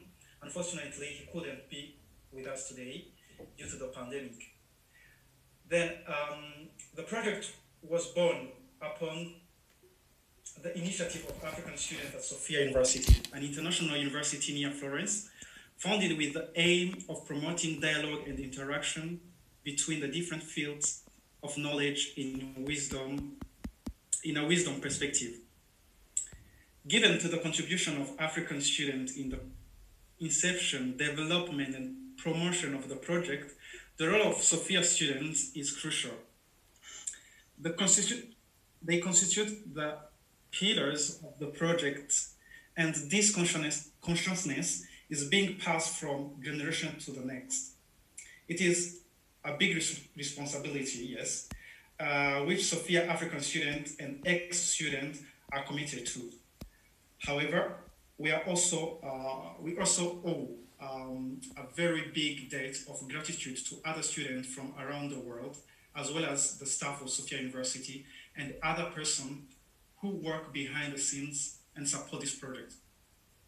The Year for New Africa was launched in Kenya in 2018 as a 10-day training course for the duration of 3 years. So far, we managed to do 2 leadership training seminars in person. Last year, we were supposed to hold the 3rd and final training seminar, but due to the pandemic, we considered other options. Consequently, we decided to split the seminar in 2 phases, 3 days online and 7 remaining days as in-person meeting that in due to maybe is going to take place at the end of this year, COVID permitting. Together for New Africa, also this year is focusing on the theme of Together for New Africa, the responsibility and determination. And we held this 3 days online, whereby participants were able to meet locally in their respective countries and spend 3 days together discussing relevant themes and initiatives. The mission of Together for New Africa: empower African youth to face key challenges in their continent by promoting and developing a culture of unity suited to the African context through lived experiences, training, mentoring, and networking. A mission that goes in line with the agenda of African Union of 2063. We are all aware that the idea of a new Africa is not actually new. It was also the idea of African leaders in the immediate aftermath of colonization. Our goal is to read the past and learn from history in order to understand what failed and avoid repeating the same mistakes. Luckily, today we are armed with many instruments that were not available at that time, including access to information and the technology. So it is upon us to use these means for a good use for the development of our countries and continent. Africa is huge, definitely, and is vibrant with diversity, which can be an important resource rather than a cause of antagonism and war. If we are able to develop a spirit of dialogue interaction, we can achieve that. We firmly believe that empowering youth and training them for leadership is an urgent priority and the best way for investing in Africa. We cannot be the future as we are almost told every time that young persons are the future of Africa. We cannot be that future if we are not living fully in the present moment. We need to be trained to have an active eye on what is happening in our respective communities, countries, region, continent, as well as on the international level. Now I would like to introduce Esther, to invite Esther Wanjiru to share with you her experience and impact of Together for New Africa. Thank you. Thank you so much, Adela. Greetings from Kenya. I hope you're all doing well. Together for a New Africa is the kind of program that should be adopted across the countries and continents. If I may say, it is actually the kind of program that should be adopted by schools and institutions. Why do I say this? We are here discussing Global Compact on education, something our great leader, the late Nelson Mandela, said is the most powerful weapon which we can use to change the world. We further know that education is the key to eliminating gender inequality, to reducing poverty, to creating a sustainable planet, to preventing needless deaths and illnesses, and to fostering peace. With all this knowledge, we have observed little transformation, yet there are schools all over the world. This leads me to think and conclude that what we lack is the transformation of the minds and through the right kind of education. This, I believe, is the realization that has brought us together in this conference today and that has led to conversations in many workshops and boardrooms across the world. As a participant in the program for Together for a New Africa, I have experienced the kind of transformation such a program has the potential to influence.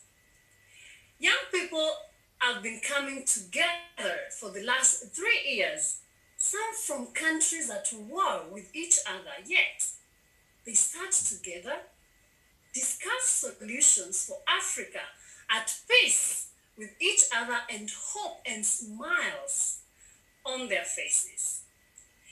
The discussions, reflections, presentations, and orientation done at the Together for a New Africa summer schools is what I would call the right kind of education that speaks to the heart, transforms the minds, and inspires people to act. As a result, participants from various countries are now being of impact in their communities through active participation. Some attest that the program has helped them find their voice and challenged them to take a leap in leadership. For instance, one of our participants from Tanzania has been working with young girls to empower them and also presented herself for a member of parliament candidate, special seat for the youth, a position in which she started clubs to bring the young people together and empower them with skills they need to influence change. Others are developing training manuals for junior schools and colleges and have been replicating the Together for a New Africa model to transform the minds of their fellow young people. When COVID-19 struck, Together for a New Africa participants in all countries were at the forefront of spreading a message of hope in unity, sensitizing members of their communities on the guidelines given by the World Health Organization, purchasing and providing sanitizers and face masks, as well as stepping out to feed, clothe, and give shelter to the needy during that tough time. They showed the kind of leadership Africa and the world so badly needs. Leadership inspired by the love of humanity. With this kind of education and orientation given by programs such as Together for a New Africa, I truly believe that we can change Africa and the world. Thank you. Grazie, veramente grazie per questo progetto che nasce dagli africani per l'Africa, ma che si sente che è un dono per il mondo, cioè questa sapienza e questa speranza africana per il mondo. Grazie, veramente. Adesso diamo la parola alla dottoressa Elisabetta Murgia, rappresentante di Vides International, che ci presenta la sua esperienza. Stiamo andando un po' oltre i tempi previsti. Grazie dottoressa Rossa, buongiorno a tutti, cercherò di essere breve per non andare ancora oltre i tempi. Sulla scia di quanto detto già dal presidente del Vides, dal dottor Barberà, manderei il video che vi ho mandato, lo può inviare direttamente lei, sì? E poi proseguo io.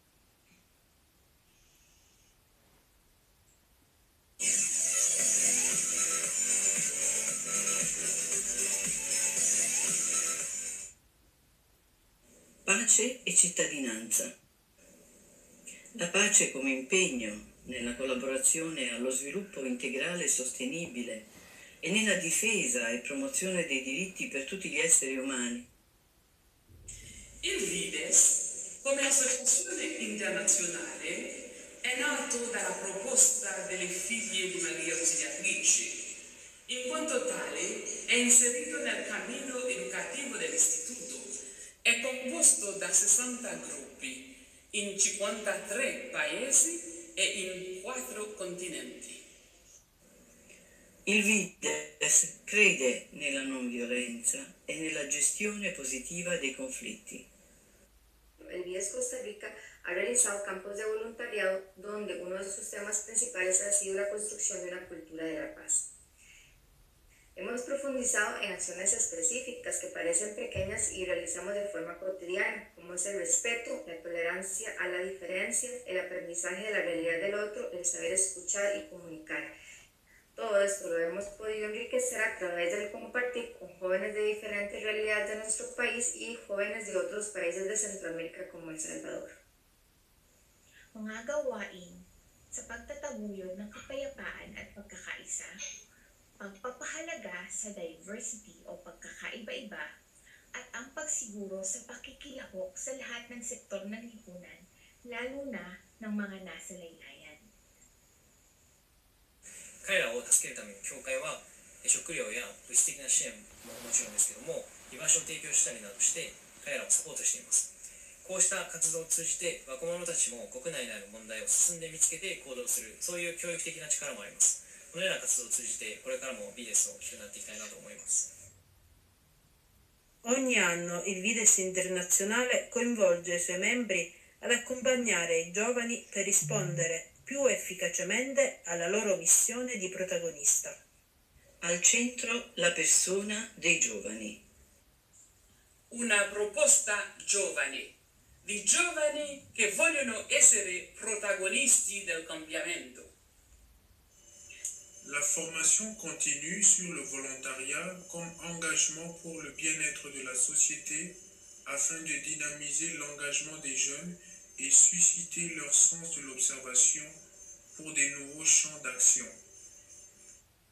Credo che una cittadinanza attiva si debba creare andando a formare ed educare le generazioni di giovani, consentendo loro di portare e sviluppare nuove idee di società e di futuro. Il Fides internazionale promuove una dimensione globale, interreligiosa, interculturale, interetnica e intergenerazionale. Attraverso il lavoro di numerosi giovani si manifesta il desiderio e la proposta di una civiltà più giusta e più fraterna. Abbiamo deciso di rispondere all'emergenza attuale proponendo momenti di informazione all'interno dei villaggi relativi alla prevenzione del virus, necessari in quanto molti villaggi non sono raggiunti da mezzi di comunicazione. Questo ha dato l'opportunità di stringere legami, di conoscere e farsi conoscere. Inoltre ha dato l'opportunità di imparare pian piano la lingua locale, il Bemba, la cultura e lo stile di vita quotidiano. La proposta educativa del Fides internazionale è una forma di scuola di solidarietà che concorre alla formazione dell'uomo solidale e di cittadini responsabili, dalla scuola primaria alla maturità e al riposo. L'impegno per costruire una cultura della reciprocità fondamenta della pace. Una proposta di solidarietà che si fonda sulla giustizia per costruire la pace a partire dal quotidiano, dalla singola e semplice azione fino alla continuità di uno stile di vita permanente. Lifestyle, thanks to its commitment in the different fields of education and vocational training, variety of gender, rural development and food safety and development of economic activity and the protection of children and youth and promotion of human rights, contribute to the achievement of peace as a vocation to universal brotherhood.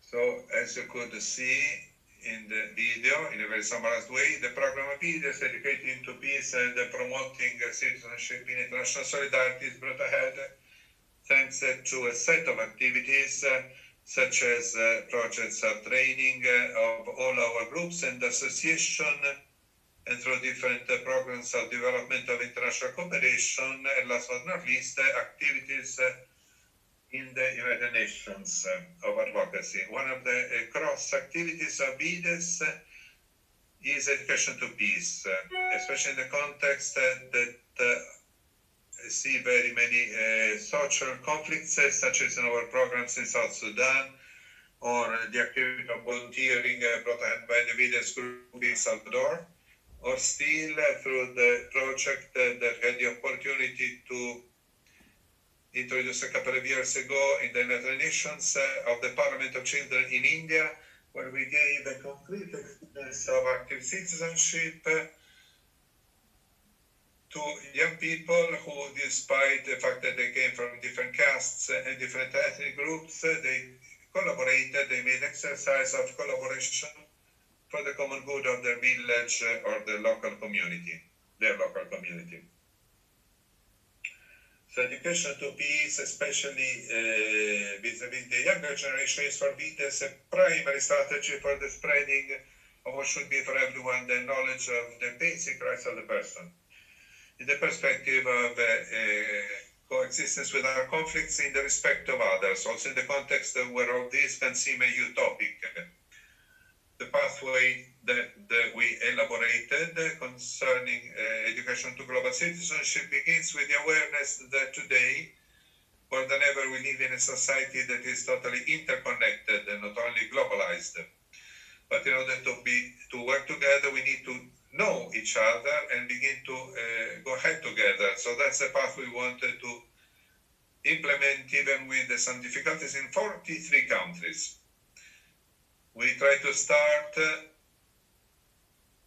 and put at center the person, not as a resource to be exploited, but as a human being with the same dignity and equal rights than others. So the education path that is common to 43 countries starts from the local needs, so it is a pathway that responds to the local needs, but it is implemented directly into the global village, because our goal is to give a soul to the educational processes, both formal and informal, also trying to go beyond the dimension of personal interest in order to humanize economy, politics, growth, and technological progress. In the last few years, we focused as a topic of education, the topic of education to critical thinking, creative and propositional thinking, by building relations that see benefit as a richness and stimulate to intercultural and interreligious dialogue.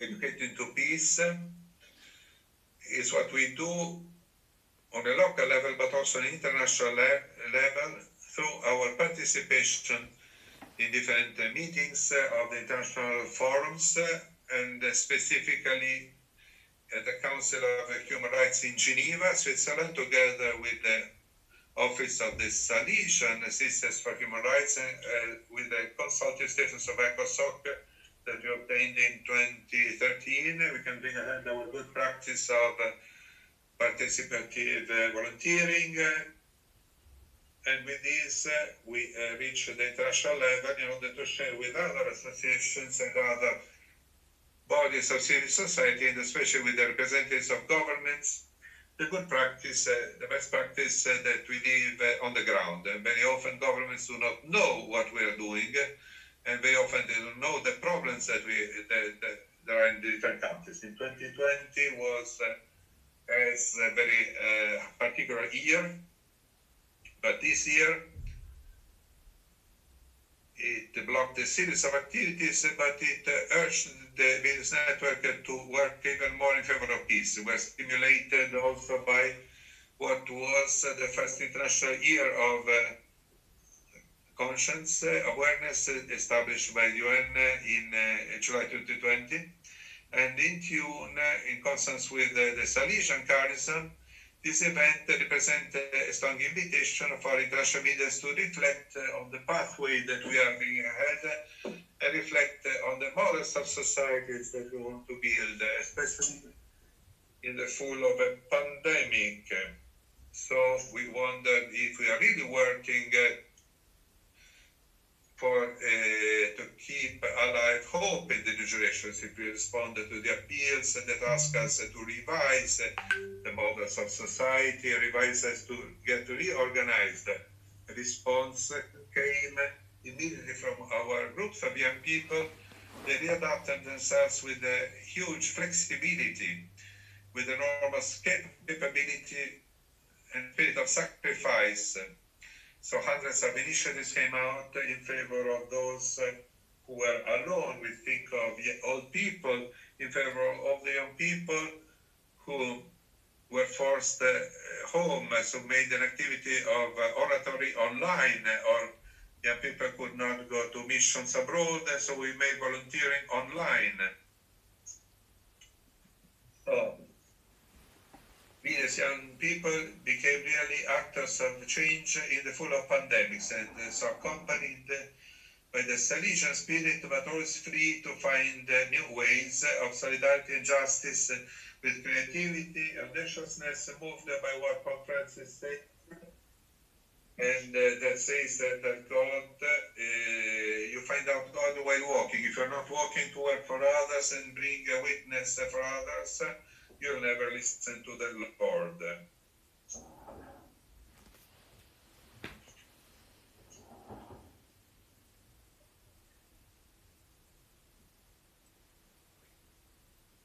These are very concrete experiences where you can see the local dimension with the global dimension alongside, and it is of great interest. I think there is also a common thread among all experiences, that of abating walls and building bridges. We ask our guest, Professor Giulio Alfano, if he can offer us a reflection on what we have just heard today.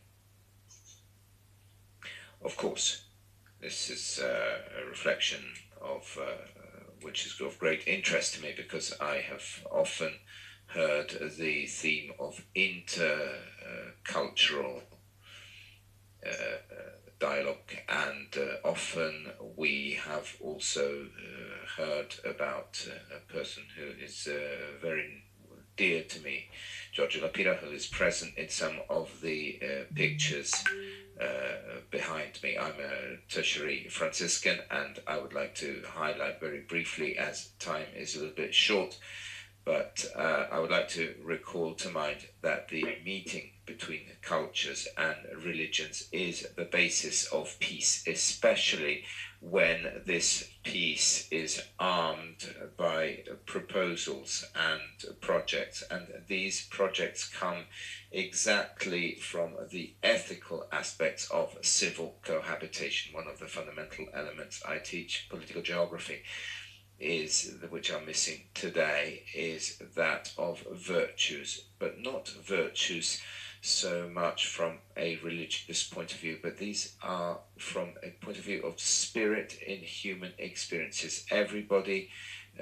brings virtue, experience, and dynamism, and this is an element which impresses me very much in these wonderful relationships we see, and these reports we have heard, these experiences on the Citadel of Peace, which I had only heard of and seen from a nominal point of view. And these are experiences which are put together a very rich mosaic within which, as a inter-academic structure, social structure, we need to be able to unify and propose to all young people this dimension, which often walk in a differentiation of languages which they seem to be unable to decode, and also uniting development to progress, because one of the characteristics emerging from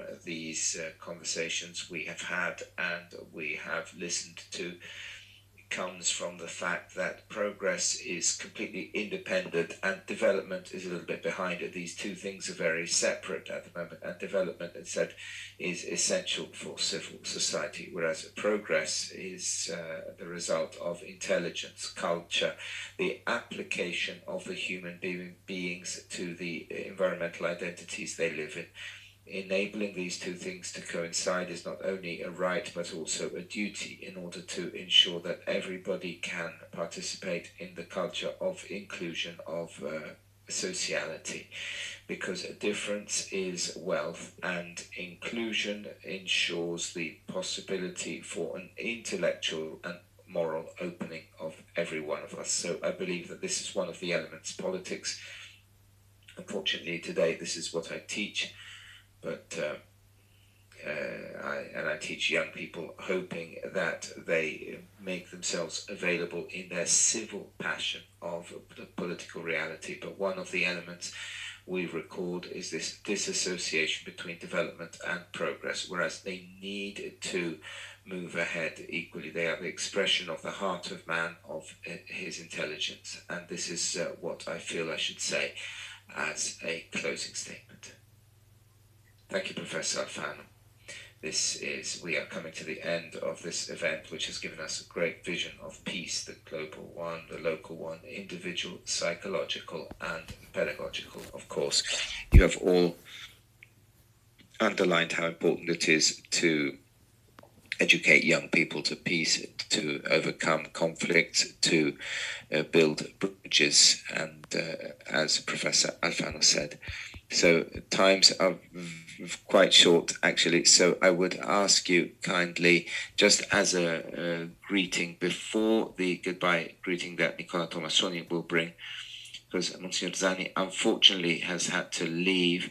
So before the final greeting by Nicola Tomassoni, I would ask everyone just for a brief keyword that you would leave to us as a final message. So we begin in the way we were starting earlier. So let's start from Rondine, perhaps. Well, as I thank you, listen to this last contribution by Professor Alfano, this plural language but shared language. I truly believe that this is in the auspices of Global Compact on Education in order to change impact. When we speak about education to peace, we need to network. And I've seen that Mr. Lotti, the coordination, everything, and all the other people who produce their projects, who introduced their projects, I was very happy to hear this. And this has helped us in VDIS as well, with whom we have had some links in Mali. I believe that the strength of this new global partner is in networking, in plurality of the initiatives, but all towards a single objective. So thanks once again for this wonderful initiative, and over to the next one. Thank you. Thank you, Mr. D'Andrea. Dr. Lotti. My word is the word that Pope Francis has indicated to us this year on the 1st of January, and it is care. Care is the new word of peace. Care is the idea, the value, the strength with which all projects of change and education is a deep act of transformation of reality, and this is an act of care. All this needs to become the heart that gathers together all operators of peace as well as the educators of peace, developing a culture of care, which is a culture of care for self, for others, for those who are close to us, those who are far from us, the environment, the world, the planet, the humanity as a whole. Only by developing and ensuring that this new culture becomes our own, we will be able to win the globalization of indifference, globalization of savage competition, which is placing us all at war, one against the other. So my word is care, and then there's another one, which is thank you. Thank you, Mr. Lotti. Madame de Torre, if you wish to bring No. a message on Professor both of your Professor behalf. Justin Spy, please. Professor Justin Spy. Professor, maybe you could close. Yeah. The final keyword. Okay, I just think that this COVID thing has taught us a big lesson. And that lesson is that we need to reflect and to change the way that we do things, the way that we relate with other people, and generally, our values in life. And from what I hear now, also in this conference, and what the Pope is calling us to do, is to create a new world, a different world, a world that is more equitable, a world in which everybody matters, and a world that everyone feels we are brothers. So I think with a project like what we have, Together for New Africa, which has identified what the problem really is for Africa, which is poor leadership, and which they are now addressing, I think this is possible. And it is possible not only for Africa, because we can recreate Africa, we can change, we can reform, we can transform Africa.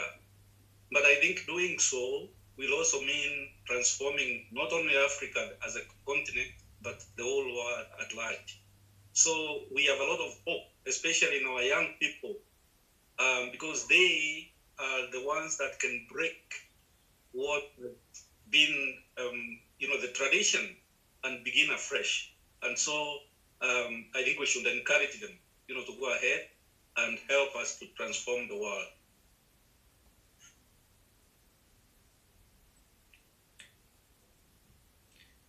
Thank you, Madam De Torre. Do you want to add a greeting? Parlo in italiano. Io vorrei aggiungere che penso che oggi è nata una collaborazione fra di noi. A collaboration has clearly come about among us. Sorry. E che per portare avanti questo progetto di fraternità come il Global Competent Education mira a fare, dobbiamo collegarci, unirci e lavorare insieme, per cui spero, già avevo delle idee mentre tutti parlavano, quindi voglio ringraziare tutti e spero che possiamo trovarci insieme in qualche iniziativa anche nella conclusione di questo primo triennio di Together for a New Africa a Nairobi. Inviteremo magari chi delle altre organizzazioni è lì presente e anche in altre occasioni ovviamente, quindi auguri a tutti per poter lavorare insieme. Grazie anche per aver ricordato che proprio l'obiettivo di questo webinar è fare rete, e la parola al dottor Barbera per un saluto finale. Sì, grazie. Io riparto anch'io da questo concetto del fare rete e del camminare insieme per convivere tutti quanti insieme. Cohabit together. I believe that very often when we speak about education, especially in a dimension of education to global citizenship, becoming global citizens in charge of our lives, we need to transform from a vertical to a horizontal axis, because education helps us to build together the capacity to live together, so to cohabit and to deal with problems together. We need to be able to offer to young people the tools built with them, some times of lived out life which have been decided together, which are involving, because the response, the new face of this humanity, from daily problems to the pandemic to peace, can be drawn only all together. So thank you everybody and all the best. Thank you. Before giving the floor to Nicola Tomassoni, I would like to thank our interpreters, who thank you back, and ask Professor Lugato also a brief greeting.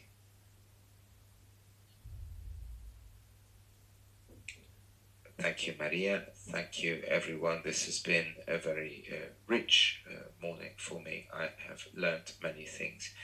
and I am fascinated by the wealth of the initiatives and energies that many people are devoting to building peace.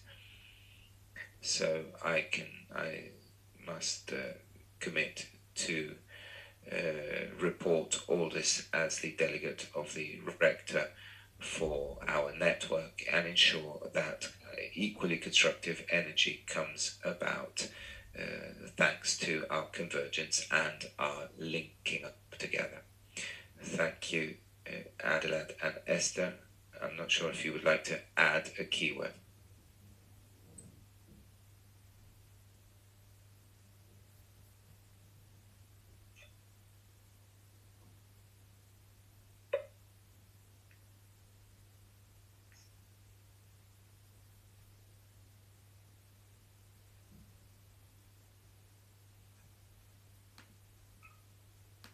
About peace, because it shows how the world is moving, even if it seems that nothing is changing. But this webinar shows that there is something being done, and we should not lose hope. It was also a pleasure to see once again Mauro and Andrea, because I was at Rondine, and it is such an amazing place. And yes, thank you everyone, and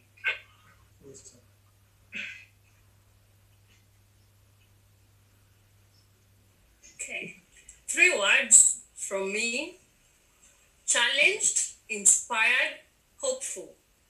They're not just words, I think they're feelings, because I am challenged by how much more we need to do, but also inspired and hopeful, because as my friend Adela is saying, sometimes there seems like nothing is happening, but listening to the initiatives presented by the few organizations in this webinar today just gives me hope that there are people somewhere doing something, and challenges me to want to do even more.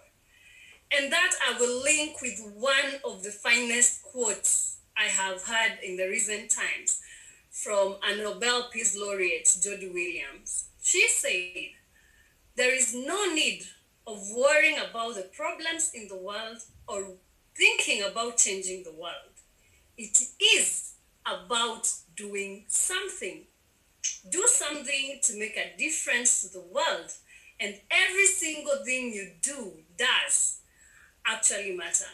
So for me, I'm hopeful, inspired, and challenged to go forth and try and do however little I feel it is, because honestly, from this room, I can tell everything we do does matter. It was a pleasure being part of this webinar. And as Letizia has said, we are inviting you in advance to our final of the 3 years of the first summer school program. Thank you. Thank you. L'entusiasmo dei giovani è contagioso, per questo darei anche un'ultima parola a Elisabetta. Grazie. E poi... Grazie, dottoressa Cinque. Sì, anch'io ovviamente ringrazio voi organizzatori, ringrazio per come vi siete. Organizers for doing everything you did and putting together all these voices. This has truly been a wonderful morning from this point of view. I hope that this is not a point of arrival, but a point of departure.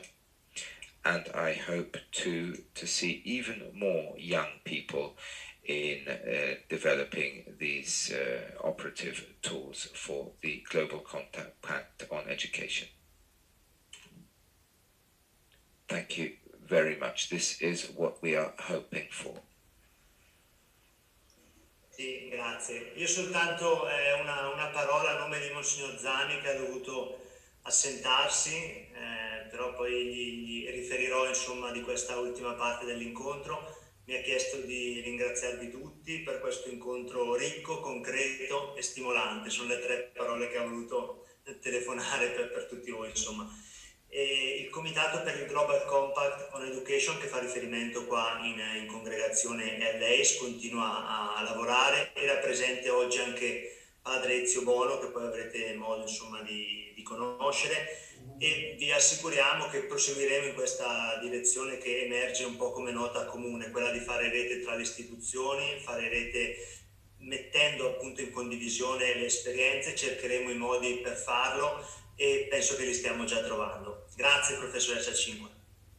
Grazie Nicola, grazie davvero a tutti, anche i miei colleghi di Carina Rossa. Abbiamo qui con noi anche il professor Palaia, Giovanni Emilio Palaia, che sta proprio organizzando appunto per aprile un evento per i giovani, per cui vi ringraziamo. Il prossimo evento Global Compact sarà focalizzato sul tema della tecnologia ed ecologia il 15 aprile, quindi vi diamo appuntamento per il prossimo incontro e per ora veramente non resta che ringraziarvi. Abbiamo finito, nonostante qualche sforamento, puntualmente alle 13 come avevamo programmato. Grazie anche per la sintesi finale. Ancora grazie e arrivederci. Grazie a lei, professoressa Cinque, grazie. Un saluto a tutti. Grazie a tutti. Grazie Donezio. Grazie Carina Rossa e tutta l'organizzazione, grazie. Grazie a voi. I giovani. Grazie davvero. Dobbiamo costruire la rete dei giovani. Sì, of course.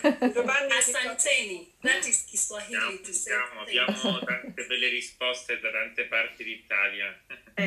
Sì. Grazie. Intanto già possiamo collegare l'Italia con l'Africa. Sì, veramente. Thank you so much. Veramente.